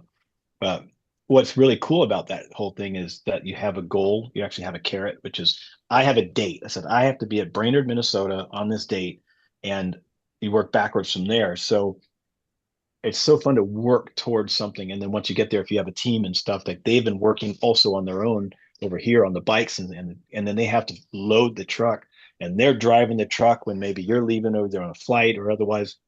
But you have a goal, you have something to look forward to and work towards. And that always made the gym a lot more fun and stuff. It's just because you're like, I want to show up that much. And I honestly, the more physically fit you are, the easier it is to ride the bike fast. Because that will not hinder you. And if you work just a little harder than the next guy, a little more hustle than the next guy, you know that you're at the last. I was always quicker later in the race because I would warm up and cool down, and meaning mentally and relax a little bit. But physically, I could get quicker at the end. I wouldn't get more tired. I'd get looser and have the strength because of all the hard work back at the gym for 4 hours a day. Sets you up to be able to use your brain to want to put the bike where it is, but your body's not going to be like, I quite don't have that strength to keep flicking it so fast. Things like Anthony Gobert used to just change direction so quick, and that you could see that would make up time. and there's some footwork there. There's some different ways to, get a bike to change direction, but you always see some of the Wasn't he slower terribly out of guys. shape at the end? He was just too fat. He couldn't fit into his letters here, and he Yeah, still won races. yeah, I know when he was around our series, he was riding motocross a lot. I rode with him and his brothers a couple times with the Hopkins, and he was physically fit. He wasn't fat. I don't know what happened later, but he Drinking. was yeah, of course, all of it, all of that stuff, drinking and other things. But you know that he passed away, right? Yeah, yeah, yeah. Yeah, yeah. He About a did year not ago. look good. He did not look good. Mm. But he was one of these stocky, kind of like a Michael Dunlop. He's just a thick dude. And I think it would be quite easy for him to gain weight later in the years, just from his body type. But just the point of it was just that if you can like change direction or brake deeper, which is also takes strength to stay up on the bike. And if you're fatigued, you're like, oh, fucking tired. You just maybe not going to brake quite as deep, can then work like work the body and work the bike to make the corner and stuff. You don't have that physical fitness strength. You just cannot do it as you have to. It's lazier, you're not going to be as precise. So I actually yeah, started just an work with it. experiment about 6 months ago where I just don't go to the gym anymore. I stopped my gym membership and all I do is jiu-jitsu 4 times a week Mm, instead of crazy. twice a week in the rest gym. I'll do jiu-jitsu 4 times a week, and then I got it's kind of like the Peloton, but it's a different type of bike that Nordic track, and it goes up and down like a hill. So it has a little electric motor, and Hmm. when the instructor goes uphill, the bike just moves up, and the instructor goes downhill, the bike moves down.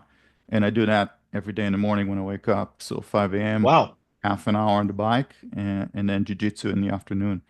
And Mhm. no weights work. Yeah. Go to the gym, and I'll see in a year how my body's going to look like and how my riding's going to be compared to going to the gym doing bodybuilder style workouts. So we'll see. Where are you riding currently? Are you doing Vegas or Uh, WSMC stuff? no, That's no, fine. no, no. I'm too old, and my bikes are too expensive. So I do the track days with Dale, uh, Hmm. because it's in the middle of the week.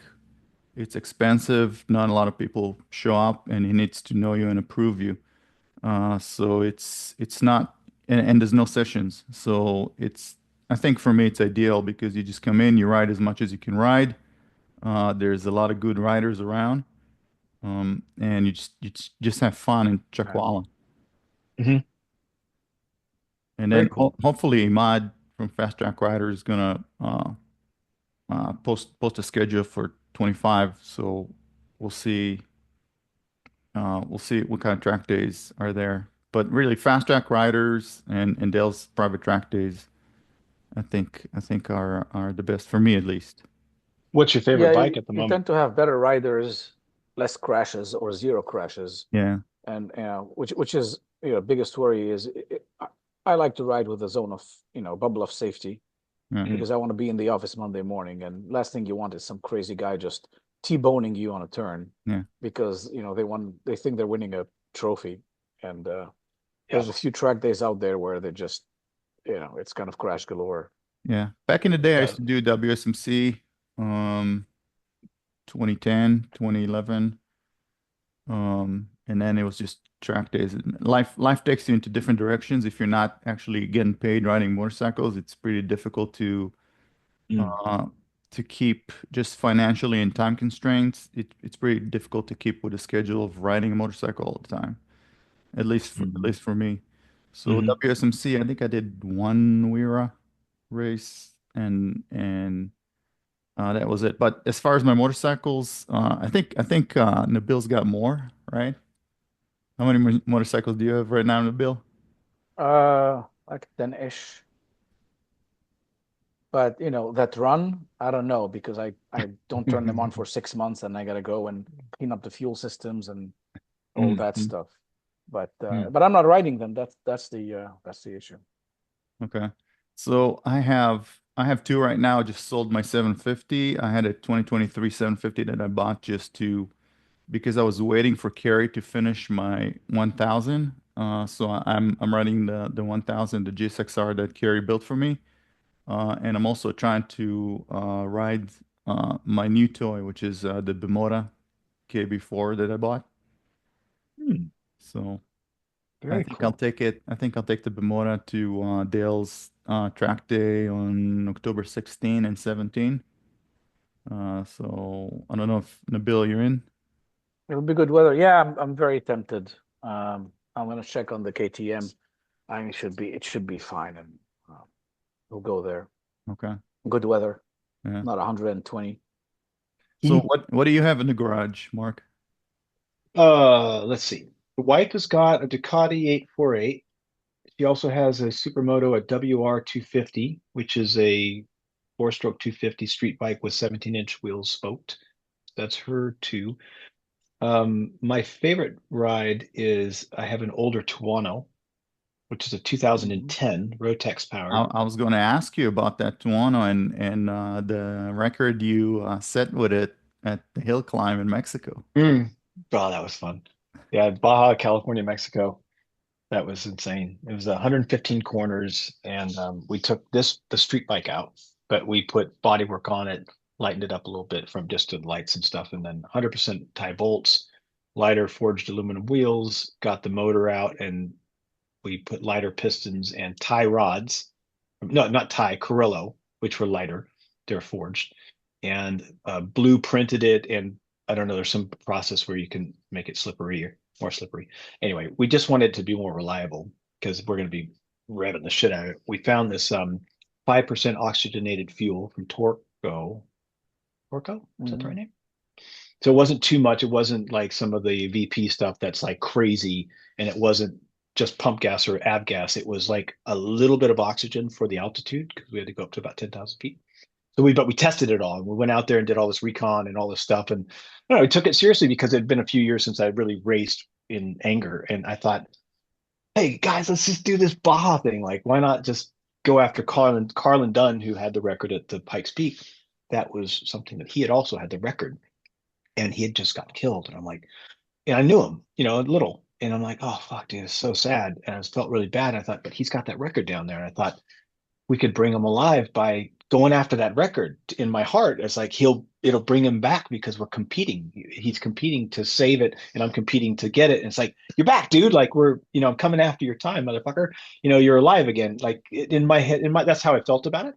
So we thought, well, why not just use the Tuono we already had instead of going? Because, dude, all it is a phone call to Ducati or a phone call to Aprilia, and be like, "Hey, man, like, can I come see you?" And or whatever. I'll bring you some French fries, and butter them up, and go. I'd really like to do this thing. Could you give me a bike? And maybe, and they're like, "Yeah, I guess maybe we could give you a bike, but I'm going to send you there with a box fan, and oh hell, I'm going to send you Barry and Fabrizio, and I'm going to send. Oh fuck it, we're going to send you four guys with the whole crew, and next thing, the whole thing is like a big deal. Like, right? I didn't want to do that. I thought It's I want to be awesome. out the back of the van. I just want to do this. I want to do my bike and use my own friends from the United States because I've been racing in the UK and stuff for so long that most of my buddies were actually English.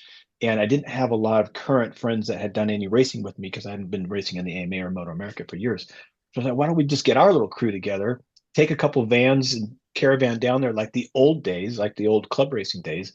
Anyway, sorry for the long story, but we took my own bike, take the motor out, lighten it up a little bit internally, tie bolts, got on a recon, videotaped it, and then I did something kind of different, which is they only had a couple onboard camera views of the whole thing because it's 115 corners, and the whole game is to know where you're going. Like that's how you go fast on a road race, like on a hill climb or the TT or anything else, is to know where you're going because you can hold the gas a little later, trail brake in, you know where it's going to end up, and you can go with confidence through a blind corner and know exactly it goes over the rise. You can hit it at a certain mile an hour. If you don't know where you're going, you're just like, or you're going to just crash. And so many guys crashing and stuff.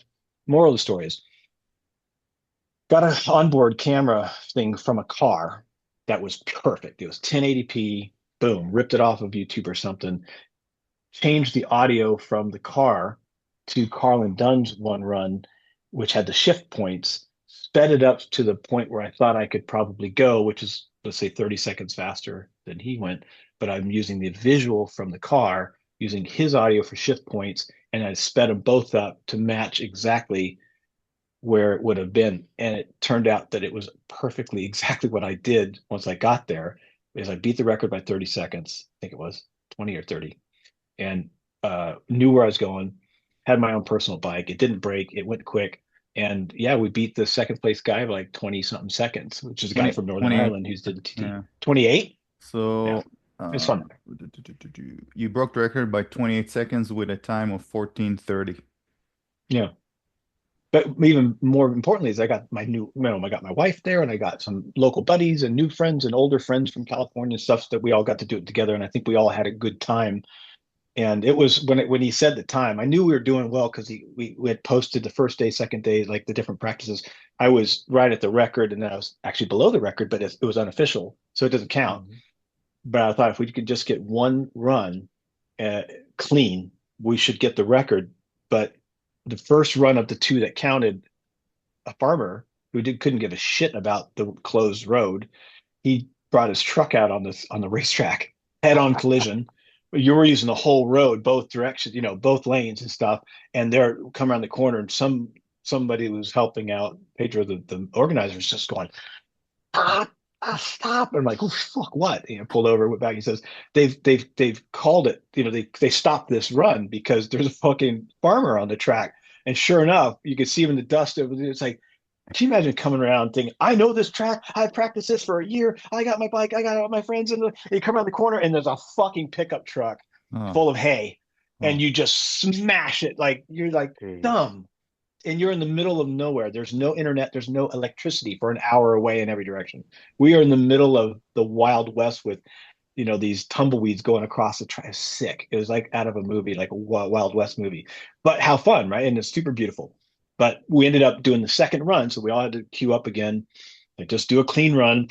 Fucking nailed it. Just, and then there's really tight at the top, and it was like just trying to. And that little twin, it's a 998cc Rotax twin. It's a V60, and it has this beautiful mid range. It doesn't have any on top, it doesn't have it super low, but it has this like third gear right in between corners. And I had the monoblocks with the big big master and everything. All came the big rotors, so you could slow it down and accelerate it, like almost like, I think even better than any modern like V4 Aprilia or Ducati Street Fighter. It just has this wonderful grip, the way that the V60 pulses. Like, it has this, and I was just nailing from it. It came across the line later that night. Everybody had a few beers and stuff.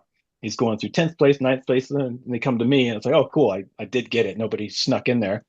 Said in first place, Mark Miller, and he's like, and he said, with a time of, and everyone's just kind of looking, me and my motor guy and my other, it's like, 14:30. 30. It wasn't 15:10. It wasn't 15 flat. It wasn't 14:48.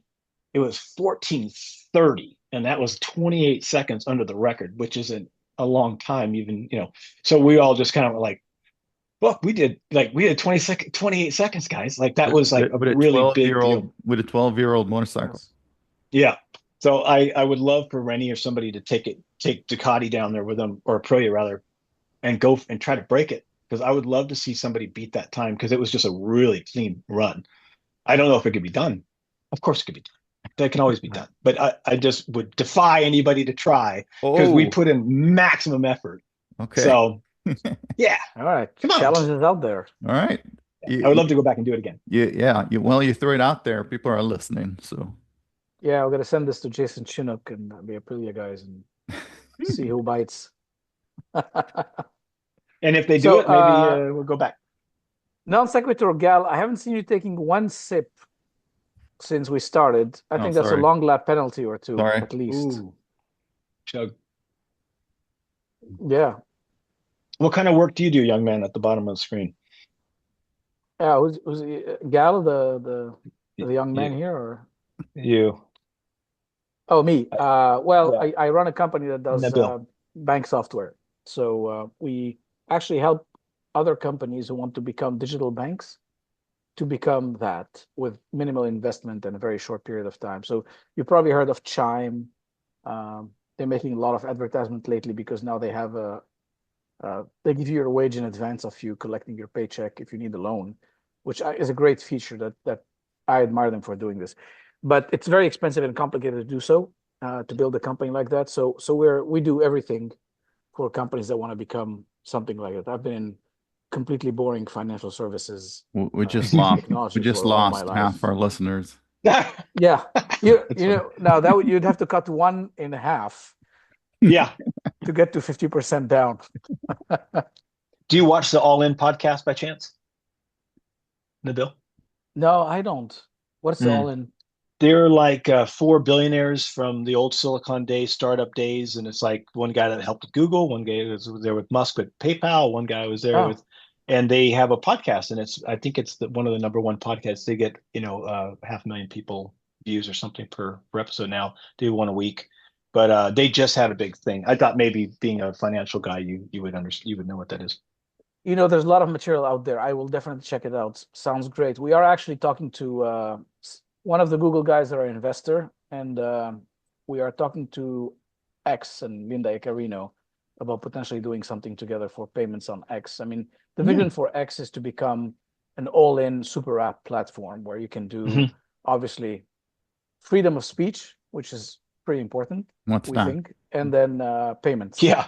And payments that hopefully cannot be canceled because you said something that the establishment doesn't like, and all of a sudden your bank account is shut down, like they did in Canada.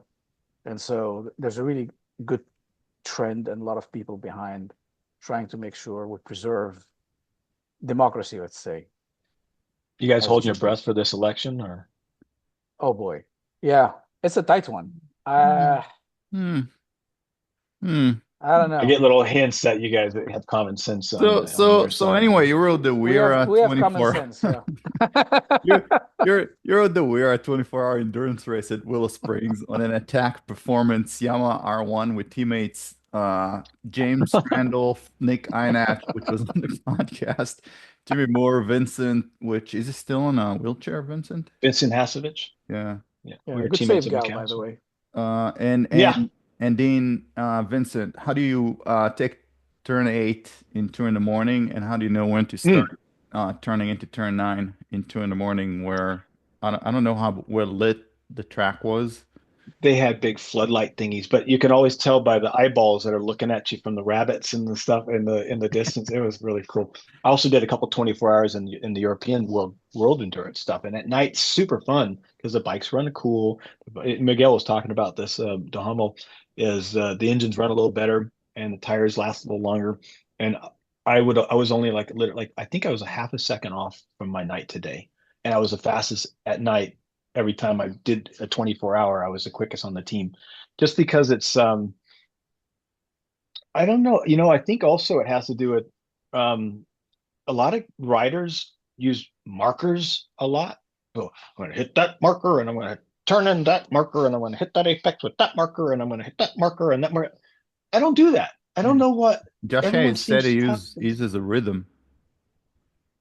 I don't know I feel like I'm always thinking third person. Like I'm just thinking, well, I have this mass of me and the bike, these two gyros, and like there is this geometry, and I have to maximize the efficiency of getting in and out. But I'm not just like, because to me, it's like markers would be like, well, hold on, I'm looking over here and I'm going, like, now I break, and now I got to go find over there, I guess. And I just don't get it. So at night, I think it's the same thing where you sort of see, I don't know, I don't want to get all arty farty, but it's like this, you just sort of understand that the track is going to be there when you get on top of it, but you're currently in this real estate with this much weight and this fuel load, and maybe the tires are worn out by that point or they're fresh. So you know how much grip you're going to have when you turn into 1 and stuff. Turn 8 is always about just again, you can make up some time in the fast corners easier than you can in the slow corners, but if you make a small mistake in a fast corner, like in the sprint race today, Martin went a little wide once, you can lose so much time. So at turn 8, whether it's a day or night, it's all about, you try not to crack off the throttle, but on a 1,000C attack bike, you got it just to turn it in. But then the less you crack off without pushing the front. I don't know if you ever saw Curtis Roberts on the 600 once. He came in on the last lap of 600 Super Sport, and they fucking had the thing like full lock the front, he won the race, but he went under Eric Bostrom or something, Wow. and he just plowed the front. But that's turn 8 in turn 8 at Willow. But it's all about just a little less off than the last time. And then once the weight transfers and you're gonna get it back, you get on the gas and get it out on the exit of 8. But no, riding at night is just about maximizing, not losing time. I mean, and plus the motor's better and the tires are better, and you don't sweat as much. So we did a thing at the Bull d'Or 24 hour at Magnico, and the only problem was on the back straightaway. There was so much from the campfires and the bombs and the blowing up of the engines and stuff that you'd have to go through this cloud of smoke. Like you could not see through it. And you're just going 185 mile an hour going, Wow. I'm just hoping that hopefully nobody runs out of fuel or crashes for some reason, and you just go through the smoke, and then it clears out, and then you got to turn brake for that hairpin. But that was a lot of fun. The bikes were black at the end of the race from all the soot from the campfires and the blowed up engines and Oh wow. all that. Yeah, it's a party. How's the We actually breathing went. though? Because you got to Hold your, breathe that stuff in. yeah, you got to hold your breath through that stuff. I mean, genuinely, Yeah. it was so thick you couldn't see through it. But we went there in between legs, like when maybe there was some time. We went there. Is it after? Oh, it was after we DNF'd. We went out there, and it looked like like World War III. It had all these cars had been burned, and all these things. There was just mayhem, but it was all in good fun. There was nobody being negative. It was all All right. just fun to blow up shit and fun to burn shit, and they're allowed to do it. It's just a tradition, for 70 years or something. They just go crazy all night, but you have to ride through it. But anyway, yeah, that was at night. The headlights would light up the smoke, and it would just be like white, Yeah, you can't see like you anything couldn't then. see Yeah. fucking anything. Anyway, yeah. That's great. I used to go a lot to Chuckwalla with Pridmore School, and a couple of times in the middle of the night, there are no floodlights in Chuckwalla. Well, at the time they weren't. I don't know if they put any since. And him and Michael Gilbert and Solis, when he was still racing, got the great idea of going out and doing who could do the fastest lap in Chuckwalla in total darkness.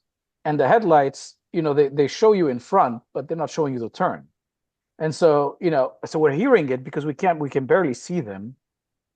We can just see the lights going around, and you could hear Pridmore backing it into turn 1 because he's going in so fast, and there's nothing you can see. You don't even know where the turn starts. And when he comes back, we're like, how did you do it?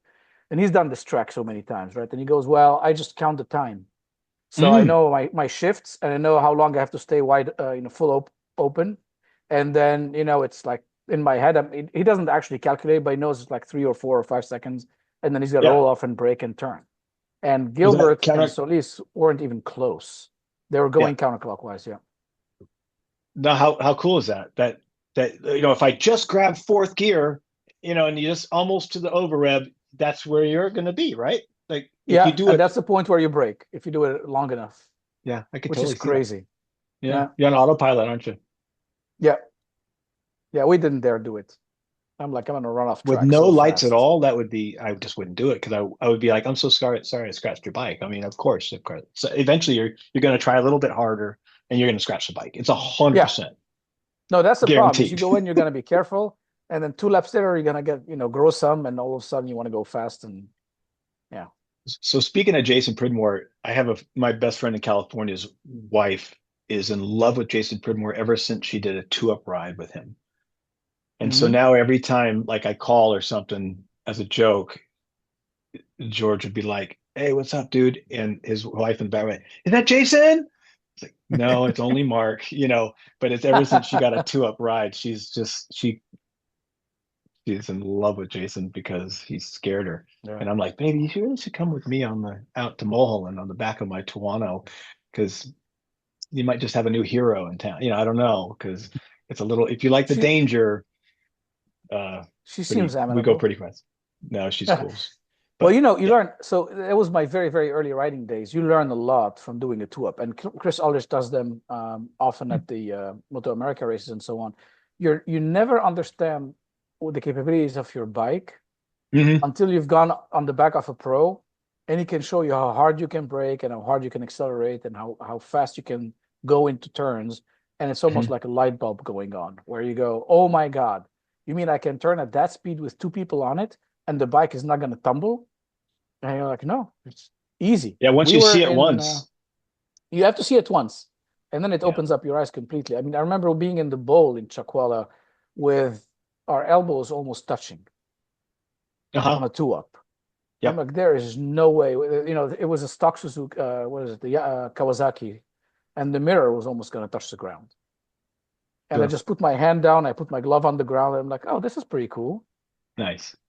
And, you know, it was, then I'm going, as soon as I got off that 2-up and got on my bike, I probably went like 5 seconds faster just from that. Yeah, just to see it. I know when on topic, a couple of times I was invited to be part of like Team Hammer school or something from back in the day. And I found that when you ride with somebody else, like a track day guy that's there to learn a little bit, if you can just set them up and then outbrake them, like into turn 1 at Willow, let's say, and then let him by again, and then outbrake him to 3 again, and then maybe come around him to right as he's entering 8, you just zap him going underneath him in 8. Dude, that guy, like that is the greatest because you're on your own bike and you're pushing limits to what you think is going to be okay. And then to consistently have somebody with a little more experience, right? You break, wait, and then you break, and he goes, boom, and then make the corner like, oh, I got much. That's cool. I got much more. And then the next lap, he goes a little deeper and a little deeper. Did that several times over the years, even with some like a film producer friend of mine that wanted to learn more, blah, blah, blah. But to actually ride with somebody that can show you on your own bike how much faster you can go. This guy went like 8 seconds faster by the end of the day, like this friend of mine. But yeah, that's a similar thing to being 2-up. Only you got the guy on their own bike. Yeah, it's a blast. So should we talk a little bit MotoGP, Gal?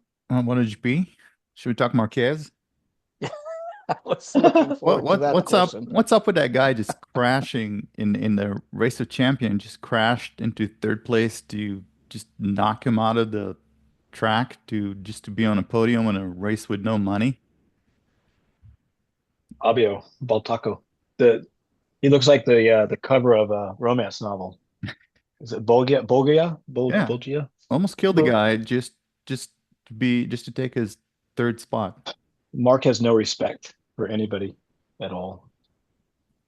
But he didn't. Yeah, I got to give you the heads up, Mark, because the way Gal phrased the question is like, both you and Nabil hate Marc Marquez. Yeah, you guys despise him. And why? I don't. You don't? I don't hate him. Okay. I don't hate him. I think he's an incredible talent. Did you see him when he went to that short track with some of the dirt track guys or supermoto guys or something? And on the last lap, he was being Mark, and he was like being a little yippy dog on the he kept passing the pro. Yeah. And on the last lap, the pro was just like, dude, you don't understand. You're in my backyard. This is my thing. He just went in there and just took him out, just so nicely, just went and took him out. And he's like, yeah, fuck you. You know what I mean? Yeah. Did you see that? You know what I'm talking about? Yeah. I remember. Yeah. Yeah, you can see it coming too. Immense respect for his talent, except you don't like him. He's like, no, I just like the whole following people in qualifying and being told stop being an ass. People like rolling off of their qualifying lap just to get him off their back, and him like not even caring. It's like anything to win. Sportsmanship is not there. But didn't that how he got into trouble to begin with? Broke his arm trying to follow Quartararo. It was on a cold tire, and he just high-sided, and that, dude, I mean, it could have been it probably cost him 1 or 2 world championships, just the stunt, and he still didn't learn from it. He was messing about, and he kept slowing down, and they cut back to the team, and the team's going like, he's losing all the temperature in the tire. You could see it on their faces, like, he needs to put some temperature in that tire. And so sure enough, he puts his head down, one corner, he just like, what did you expect? You're fucking around for like 10 minutes. Yeah. By the way, that happened today with Carlos Sainz. I don't know if you guys saw the qualifying, but in F1 qualifying 3, he was running a slow lap, and then he gunned it, to start doing a fast lap like at the end of the race and the end of qualifying. There was 5 minutes left or so, and he just had no temp in the rear tire. He spun it on the as soon as he started going fast, first corner, spun the car out and hit the wall. Like, it was so obvious. Do you guys like Martin? Yeah, Do you want to see he's him run or fast. baggy bottoms?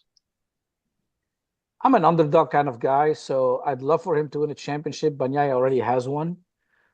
I Me think too. Bagnaia is the more cool-headed rider, incredibly talented. Martin's got a lot of raw talent. He kind of gets excited sometimes, I think. Gets a little over his head. But he is fast. First of all, I'll say I like Bagnaia's sister. Is there anybody else in love with her or just me? Oh, she's great. Yeah. Oh, I pause. Sometimes I pause live TV and I just want to look at no.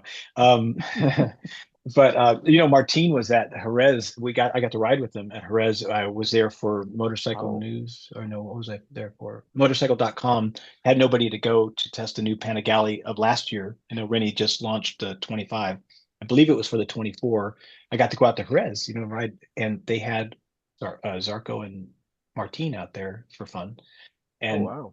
fucking I'm sorry, Martin outbroke me into that down the back straightaway, and we're all on street bikes, including he's on street bikes. But he came by me. I'm not trying to crash a magazine bike, but I went down, brake pretty normal hard, and fucking Martin went by me on his own little test bike that they all give the riders, and he was up with the rear wheel off the ground with his feet dangling, and he just threw it down into the apex. Wow! And I was like, these kids can ride. Yeah. Like they can. It's not like, oh yeah, there's an opportunity and maybe I could do that too. And it's like, dude, he went down there on this street bike so hard on the brakes with his all out of shape and stuff. To this day I've been a Martin fan because I always joke with my wife. I said, I could have taught him how to brake. I was like, if it wasn't for that, no. But I think that he got shafted by Ducati by not getting the factory ride twice.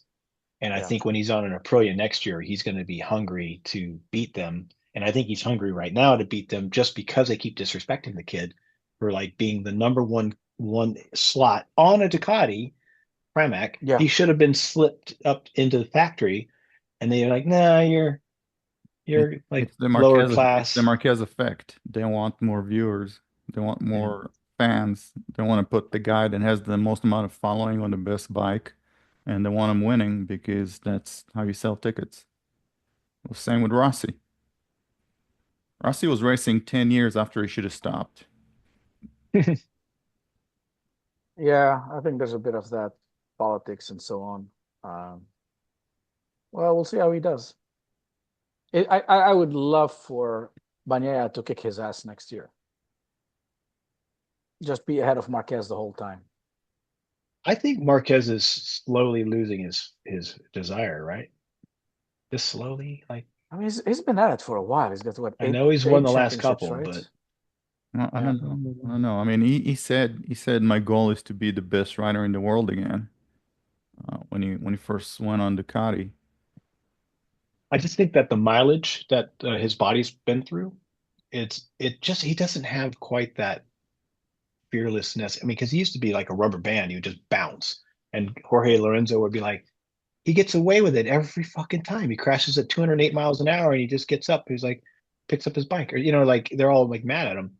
Somebody told me that the doctor was saying that maybe he had a little bit of an elasticity to himself, to his bones. And when he finally broke his bicep, it was because it broke so hard that it wouldn't quite glue together like normal people because of the fact that it had more a little bit. I'm making this up. I don't know anything, but that this rubber band broke and the rubber cement wasn't enough to keep that bone healing properly like normal people, which is why he didn't break every bone in his body his whole career up to that point, is that he was a little bit more limber or something. But it just seems to me like he's playing it safer now. Maybe he's waiting for next year because he's got the contract, but he did win the last two races. How old is he now? Yeah. 29? No, he's like 33, 33? something like that. Yeah, He's he's got over to be in 30. his 30s. He's got to be over 30. I mean, I mean, it'd be nice if he didn't crash into other people. And I want to He's a crash on your total- own, be my guest, but He's a dick. I Saying he's a couldn't be bad more delighted rider. to hear that. No, but he is. And I met him in person 31. at like the after parties and so on. Even in person without racing, he's a dick. Is he? I haven't met him. He is.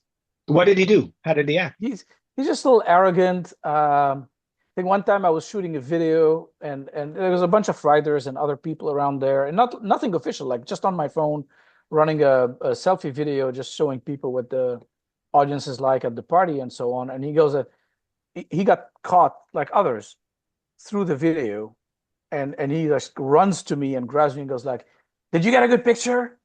I'm like, "Dude, that was completely unnecessary." Mm. You need me to slap him for you, Abil?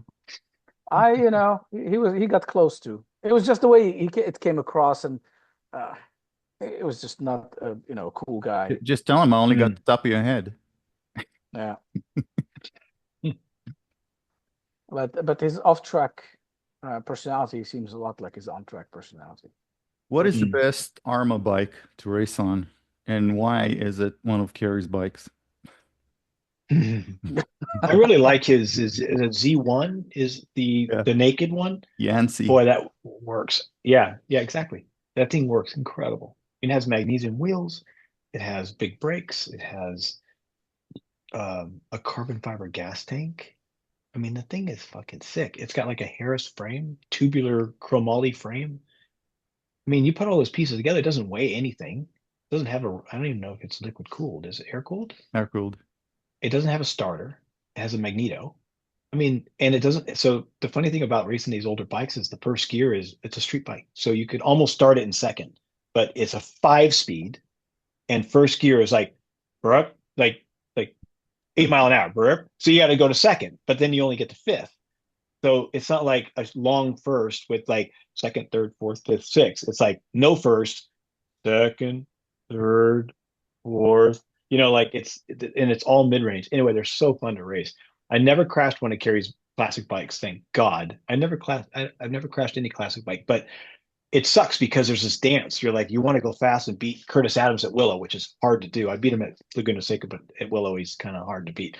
But I'm like, I'm not crashing your bike, Kerry. And of course, he wants you to win. But at the same time, it's a one-off piece of jewelry that can't be replaced very easily. And I'm like, I'm not crashing your bike. We went to Phillip Island on one of those ZR 69s, is it? XR 69? XR, yeah. Which is carbon fiber tank, the big, huge, old school bubble, looks like an old Grand Prix bike. The thing, magnesium wheels, it's a 1300 cc FJ 1100 engine. The whole we're doing 183 miles an hour on the radar at Phillip Island,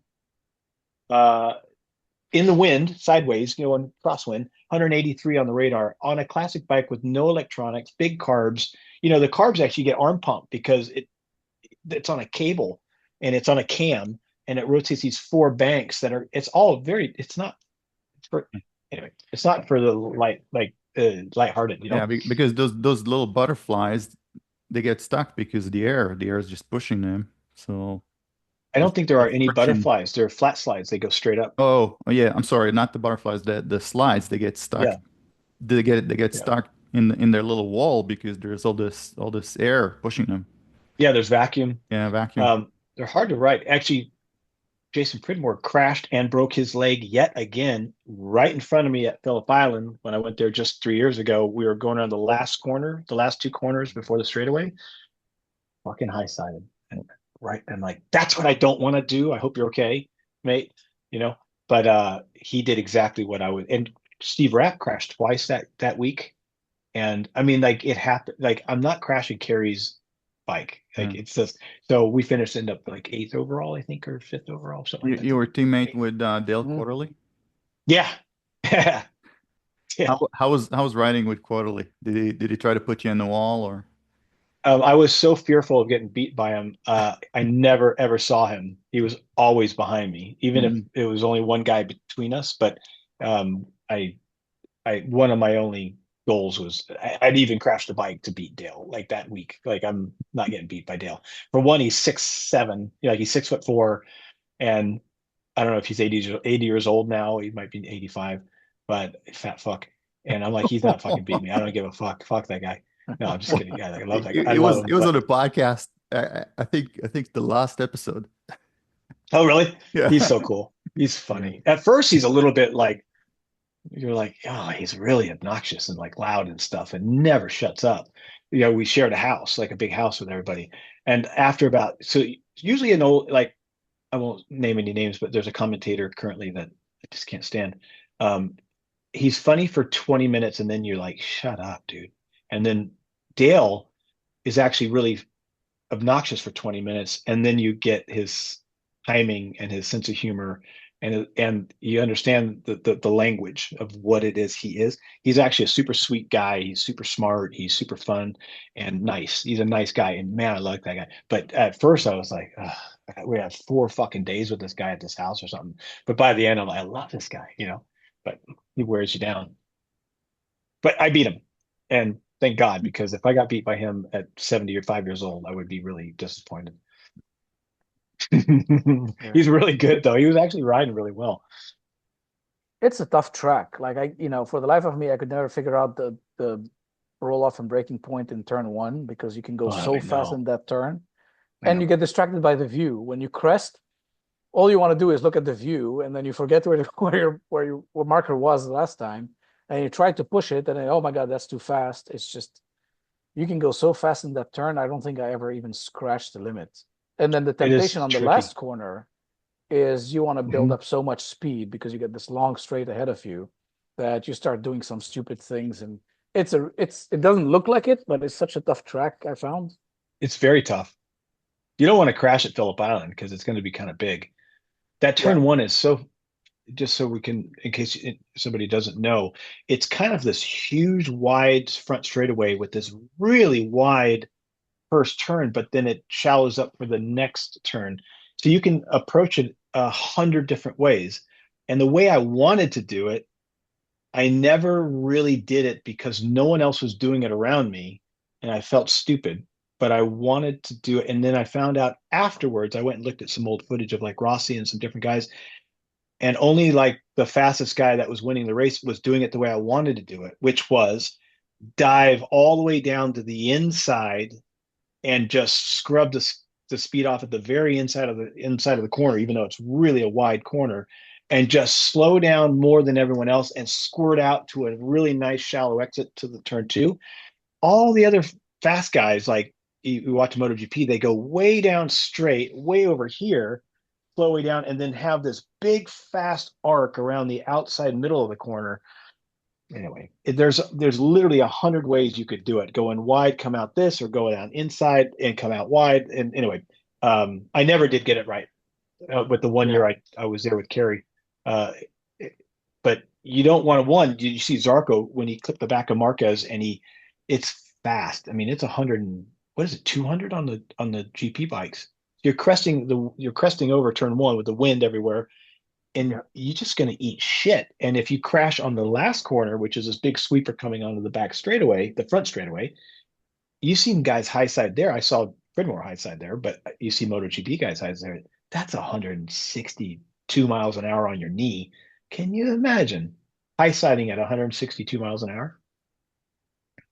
That would hurt, yeah. But your way makes sense, actually, because it's such a big turn that if you're hugging the inside, you're saving probably, I don't know, 100 feet or so of distance. It's a little safer, I think, too. You don't have to carry that high corner speed. You can just sort of scrub it down to the bottom, and then you don't trust you're not so long on the side of the corner of the tire. You're more a little bit less lean angle going down into it, and then you can just tip it, bring it back up. Yeah.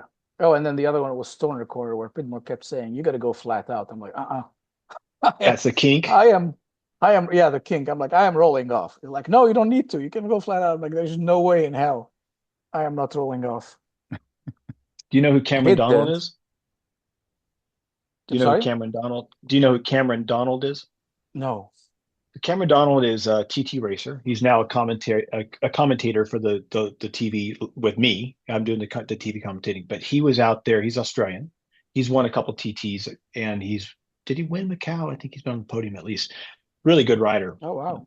But long story short, he was pissed off at me because we went out of stoners, and I'm pretty good. Like I use one finger on the front brake for life. I don't care how good or bad the brakes are. I have to, and I can go in real quick and just sort of drop it down. I've got all this feel, and I stuffed him pretty hard. And later on in TV for the local TV station, they asked him, he says, "So, anybody is there anybody you would like to beat more than anyone else?" And he went, "Mark Miller, the American." He stuffed me so bad going into what was it, Honda or whatever. Anyway, he's got a number on his back. I'm coming for him.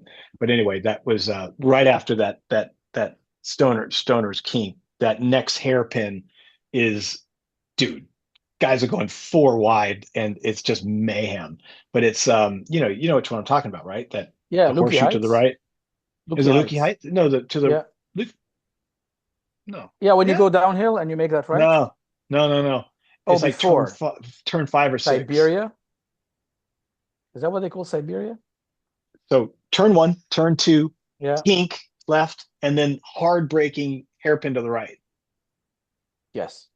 I know the one you're talking about. Honda, right? They call Yeah. it now. They call it Jack Miller. That's Did right. they? Yeah. Anyway, that's where a rat crashed at least once. Anyway, I'm just trying to. Is Jack Miller going to be unemployed soon?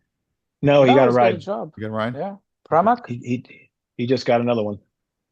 Pramac Yamaha, I think. Now they're Yamaha. He always rides fast right before his contract's over. I wish these guys would be like more consistent. They always go fast right at the end.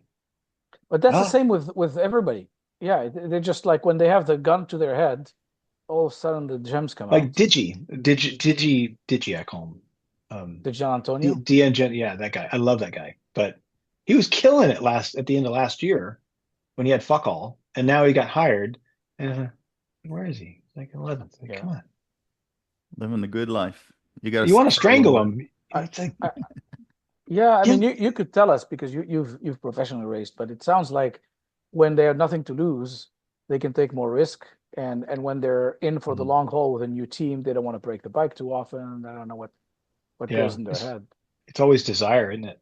I mean, racing is always desire. Life is desire. Well, you give a 17 or a 19-year-old $20 million. They're not busy thinking about winning. They're busy about thinking about what Ferrari they're going to buy, right? Well, back in the day when I was around the AMA, the biggest agent, which handled the Roberts and I think the Haydens both, uh, they would specifically not. They would give them a very small salary. They would take all the money from all the boots and the helmets and the leathers and the gloves and the fucking bike and the salary and the per diem and the winnings, the bonuses, and they would all take it all in, and they would give them like 28 grand a year salary. That's smart. That's it. Because for one, they have something to look forward to when they retire, Right. unlike an Anthony Gobert or something that would be like, "Oh no, I'll be all right. Give me an envelope," and he's just like, "Well, I'll buy drinks for everybody," and I'm gonna fucking like he zero at the end of his whole thing.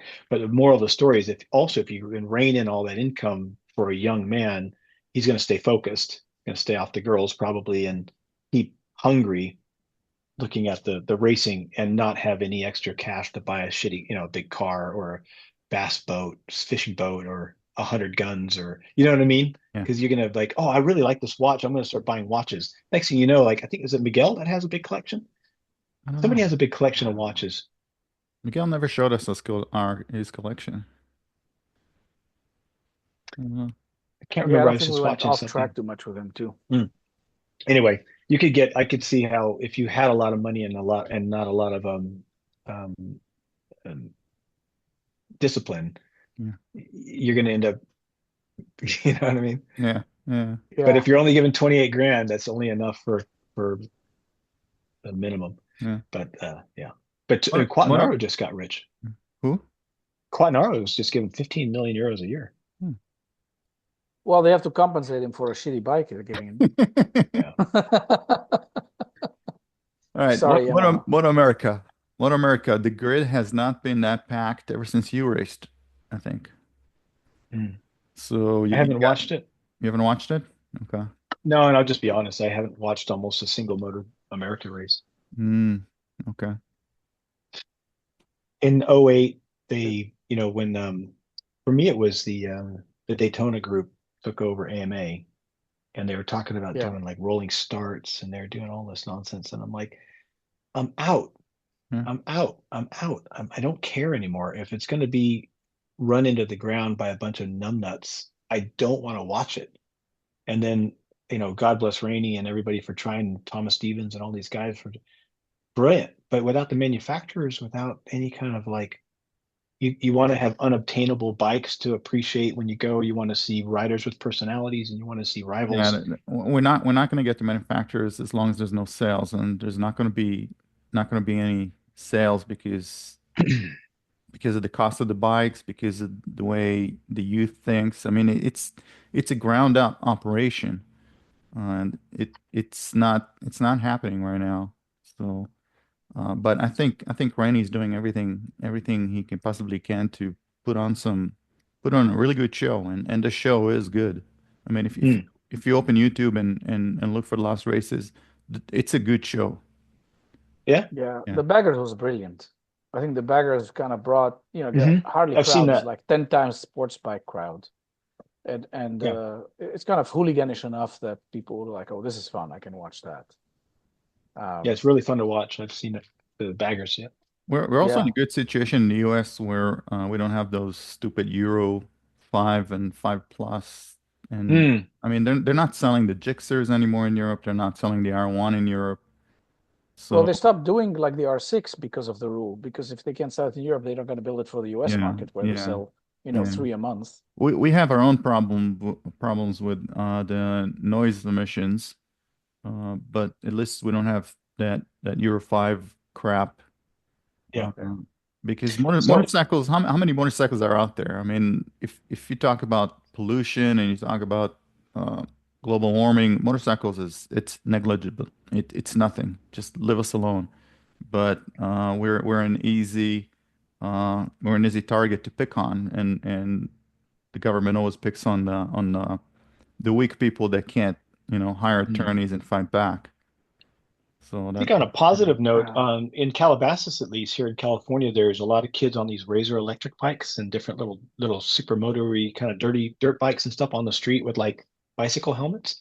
Those yeah. kids, and there's a lot of them now, and they're all doing wheelies down the street and stand up and stuff like that. Those guys might actually migrate to some bigger street bikes as they get a little older or they get into college and stuff. You might see a whole new wave of the love of two wheels. By these kids that are currently riding these electric dirt bikes on the public roads. That's very smart of you to say because we had Leisner a few podcasts ago, and he ran a couple of battery bike and bicycle companies, and he said they think this is what's going to get the youth back into two wheels.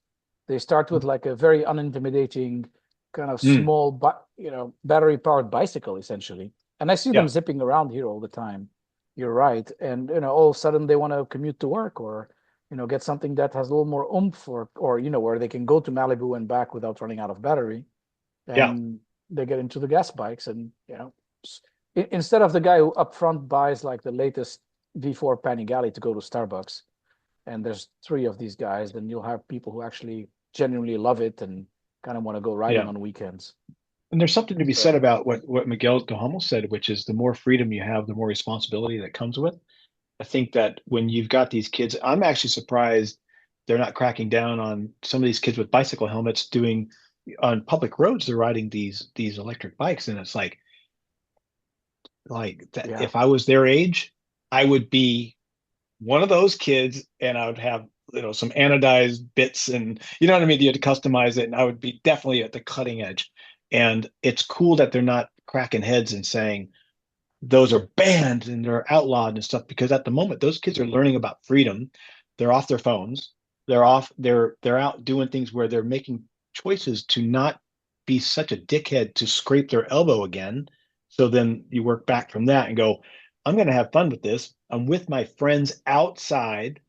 We're going to go a little bit off trail after, and then we're going to go to Gelson's down the public road.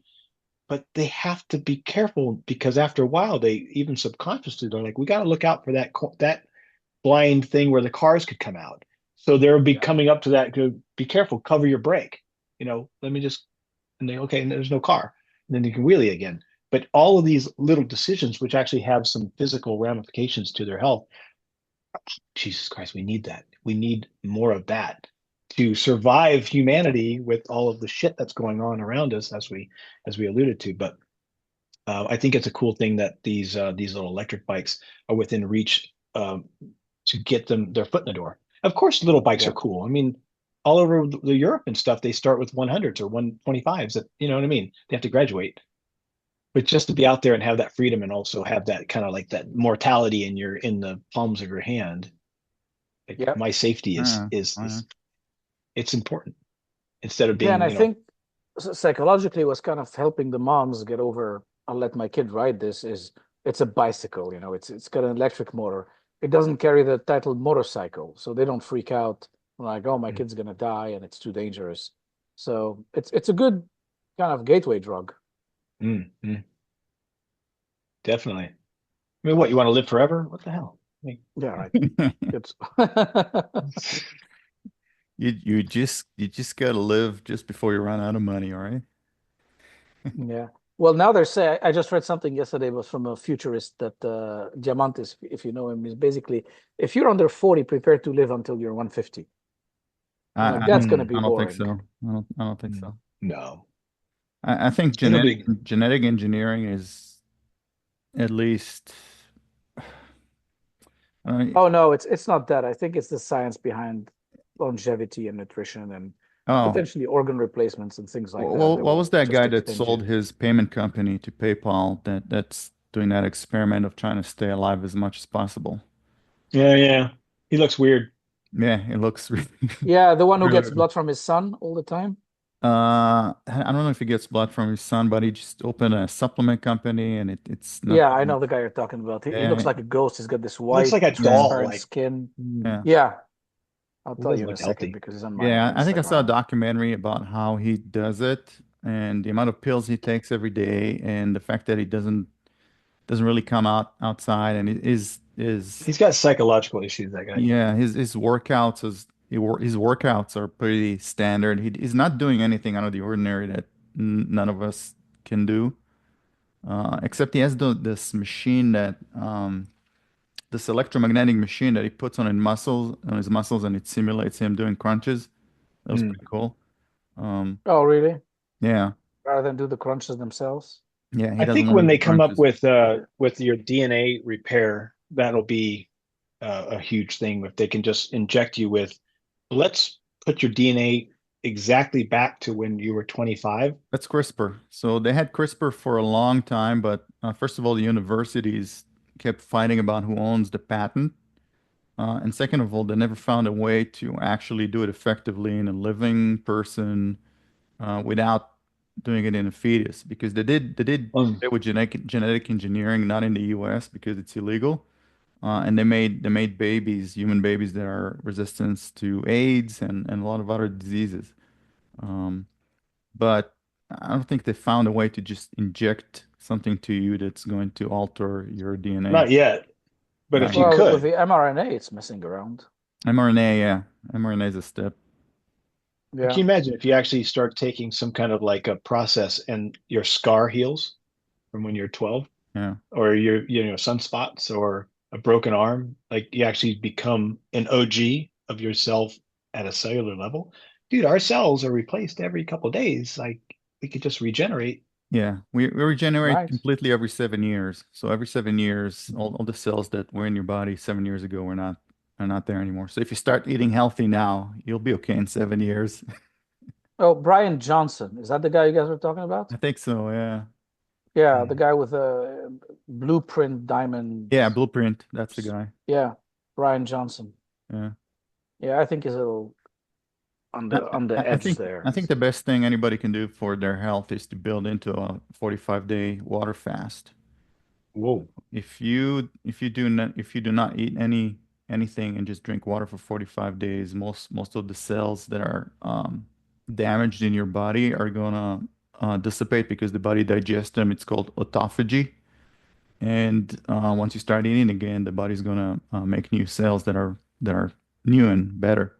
So a lot of people with cancer, a lot of people with autoimmune diseases, They got rid of those just by having the body eat the bad Mhm. cells first.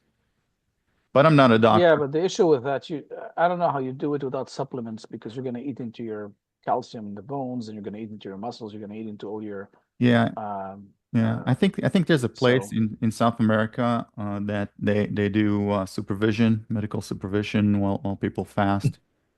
So mm, Like shrooms, yeah, ayahuasca. yeah. I did the most I did was I think 7 days. So yeah, a buddy of mine did 9 and he was a wreck. Like we were going to go for a ride to the rock store and he's like, I can't ride. I get yeah, on the you bike and I can't. get dizzy. I Yeah, think I'm going to fall over. And yeah. that You was 9 days. Yeah, you can't do anything, and then you start smelling ammonia because the body eats up your muscles. So Mm. it's not a simple process, but I think as far as health, anybody should be able to do 3 days at least every 3 days. quarter. Yeah, 3 days at least every quarter. Yeah. So 4 times a year, 3 days. I think is the best thing for your health. I think that the older I get, I just turned 54 like 2 days ago. 50. Oh, happy Congratulations. birthday. Happy Are we birthday. similar? Are we all similar age? I'm I'm the f- exact same age. Yeah. I'm 51. Okay. We're So on you're the born 70. 7-0, yeah. Yeah. Same as me. But it's just common sense, man. One thing is when you start learning about all this, the healthy cellular energy and all this kind of crap, and then you go to the movie theater and you just see the colorful crap, just this crap, and have a free icy if you buy the Cinnabon. So you're gonna eat this Yeah. Cinnabon, which is just fucking nothing, and then you're Man, gonna chase it down with a icy, which is fake sugar on top of nothing, syrup with colorful shit. My God, we have to stop this eating this crap. Yeah. yeah. I mean, I really hope somehow RFK gets to do the health program that he's trying to put in if he gets into the team that gets elected because he's got all Yeah. the right. I mean, vaccine, he may be a little extreme, but We if he back to wants to clean politics. up kind of the whole food base, Back to you can't avoid politics. it these days. Well, we're talking about the health aspect, right? Okay, so I But you think said If you can get vaccine. the poison out of the You said food. vaccine. education. I think education is key. They're not going to start selling sugar as long as there's a single person buying it. So if you educate your children that this is bad for you, and the reason they sell it is because they make money off of it, their priority is not your priority, then things are going to sort themselves out. Yeah, you don't want to be somebody's bitch, like you don't want to be a mug. You don't want to have somebody take advantage of you. And I think once you click that in your brain that you're being taken advantage of for somebody's profits, and they're trying to Yeah, bait you into it by either speaking down to you like a child, like, hey, this is really cool. Come on, let's go buy this and eat this crap. Like they do in commercials with that voice, yeah, Yeah, like a mom to a child. yeah. Or, you see their profits and their margin, and that Coca-Cola or all these companies have went from cigarettes to buying fast food.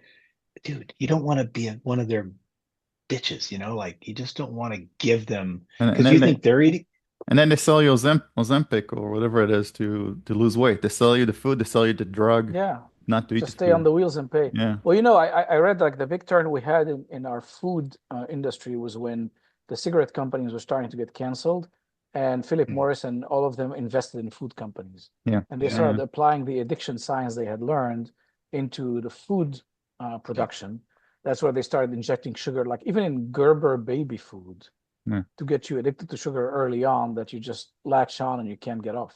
You both are lucky because you live next to my favorite farmers market in Calabasas. Oh So, yeah, oh yeah, I don't know if you've ever been. It's the on the only, strip there, yeah, yeah, across from next Sagebrush. next to the Commons, the other side of Gelson's. Gelson's, is it? Mhm. Uh, Commons is there, Gelson's is there, but Sagebrush has got a strip there with the. Yeah, it, where they have a little strip yeah, where you can walk and so yeah. on. That's It's probably it's where the they only have it. it's the only farmers market I know with valet. Yeah, that's the one over there by the sushi place by Sagebrush. Yeah, so I used to go there when I lived in the valley. I used to go there every Saturday morning. So you guys are lucky because that's where I would get my groceries from. And then in Vegas, Yeah. unfortunately, there's not a lot of farmers market. There's nothing growing here, so everything that comes in from California. Yeah. It's actually hard to shop right for food. You got to do the research and, Yeah. you know, But also just it's common sense. It just minimize the Yeah. basic, you know what I mean? Like just Yeah. basic shit.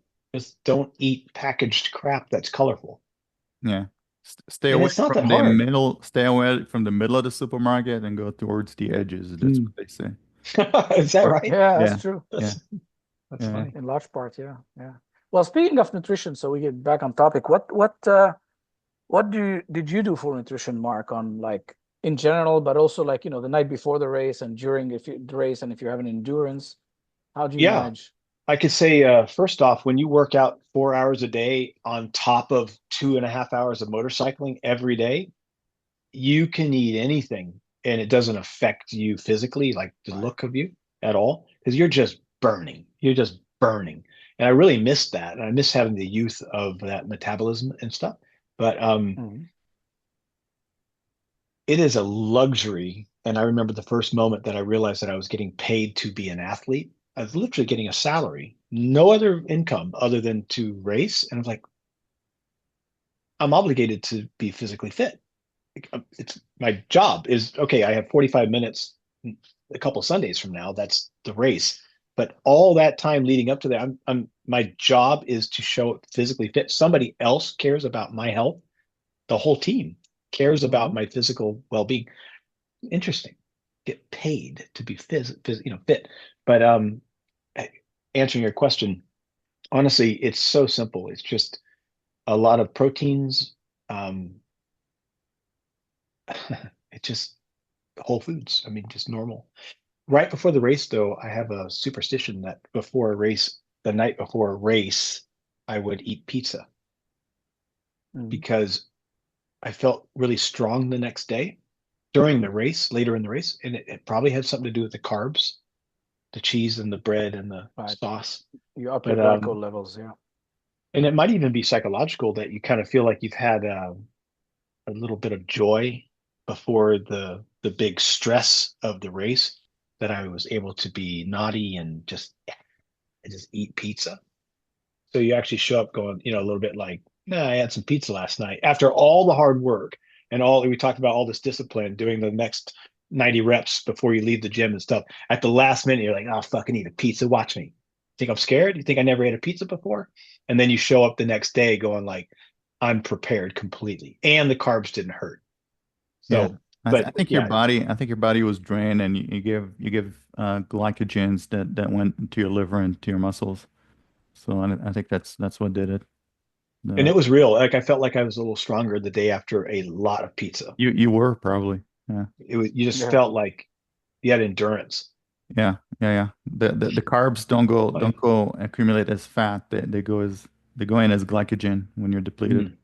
Are you like a nutritionist yourself? No, I just read a lot, I guess. I don't know. I saw what he eats. I don't think he's a nutritionist at all. I eat buffets all the time. One of the advantages of living in Vegas. Yeah, right. Lover. Do you think I could maybe take a piss real quick? I think We we could should. edit this out. I think Yeah, we should. we I could think we probably should wrap it finish. up, actually. I It's think we been should two and a wrap half it up. hours. Yeah. How Let me much? wrap it Yeah. up. Yeah. Two How and a long is half it? hours.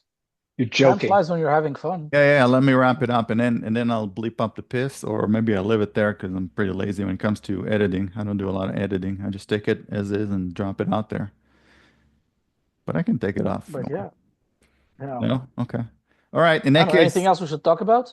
I think we. I think we've Oh gone yeah. around the Last world twice, right? questions. Last question. What Oh, are you currently doing? How can people connect with you? Ah, yes. so currently I am full-time writing a novel. The Oh, wife's in nice. the film industry and in a high level, and we are maneuvering to get some intellectual property in order to make some content that's fictional based on different things, and that's the easiest way to answer that. Okay. Mysteriously Anything writing a fans should know novel. about following you or supporting you? I couldn't care less as far as I don't have. I'm so old, dude. I'm on Facebook. I have like 4,700 friends on Facebook, which is really cool because they're almost a lot of friends I've actually met along the way.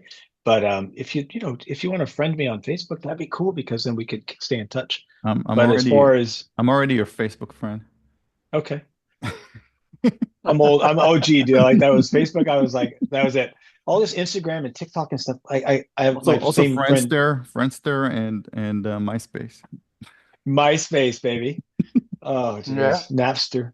But no, I have some friends like the same George I mentioned before with the girlfriend who's in love with JP. We went all the way to Baja to recon that thing, and he's sitting there going like this, like I don't know, he had some satellite or something, and he's going like, I'm like, what are you doing? He's like, I don't know, I can't stop. He's like doing, I don't know, is that TikTok that does that, or is that Instagram? He's just Uh, looking at these short videos or something. could be Tinder. I don't know. I just wanted to take his phone and would you stop? I know what it's like when you even on my stupid old school Facebook, I'm like scrolling down and going, I can't get off this thing. I'm just looking at all my friends like dogs and holidays and but Okay, let me finish the podcast, go pee, and then we'll talk. Thank you guys for listening to another episode of Edge Grip Podcast. This was myself, Nabil, and Mark the Thriller Miller, and we'll see you all next time.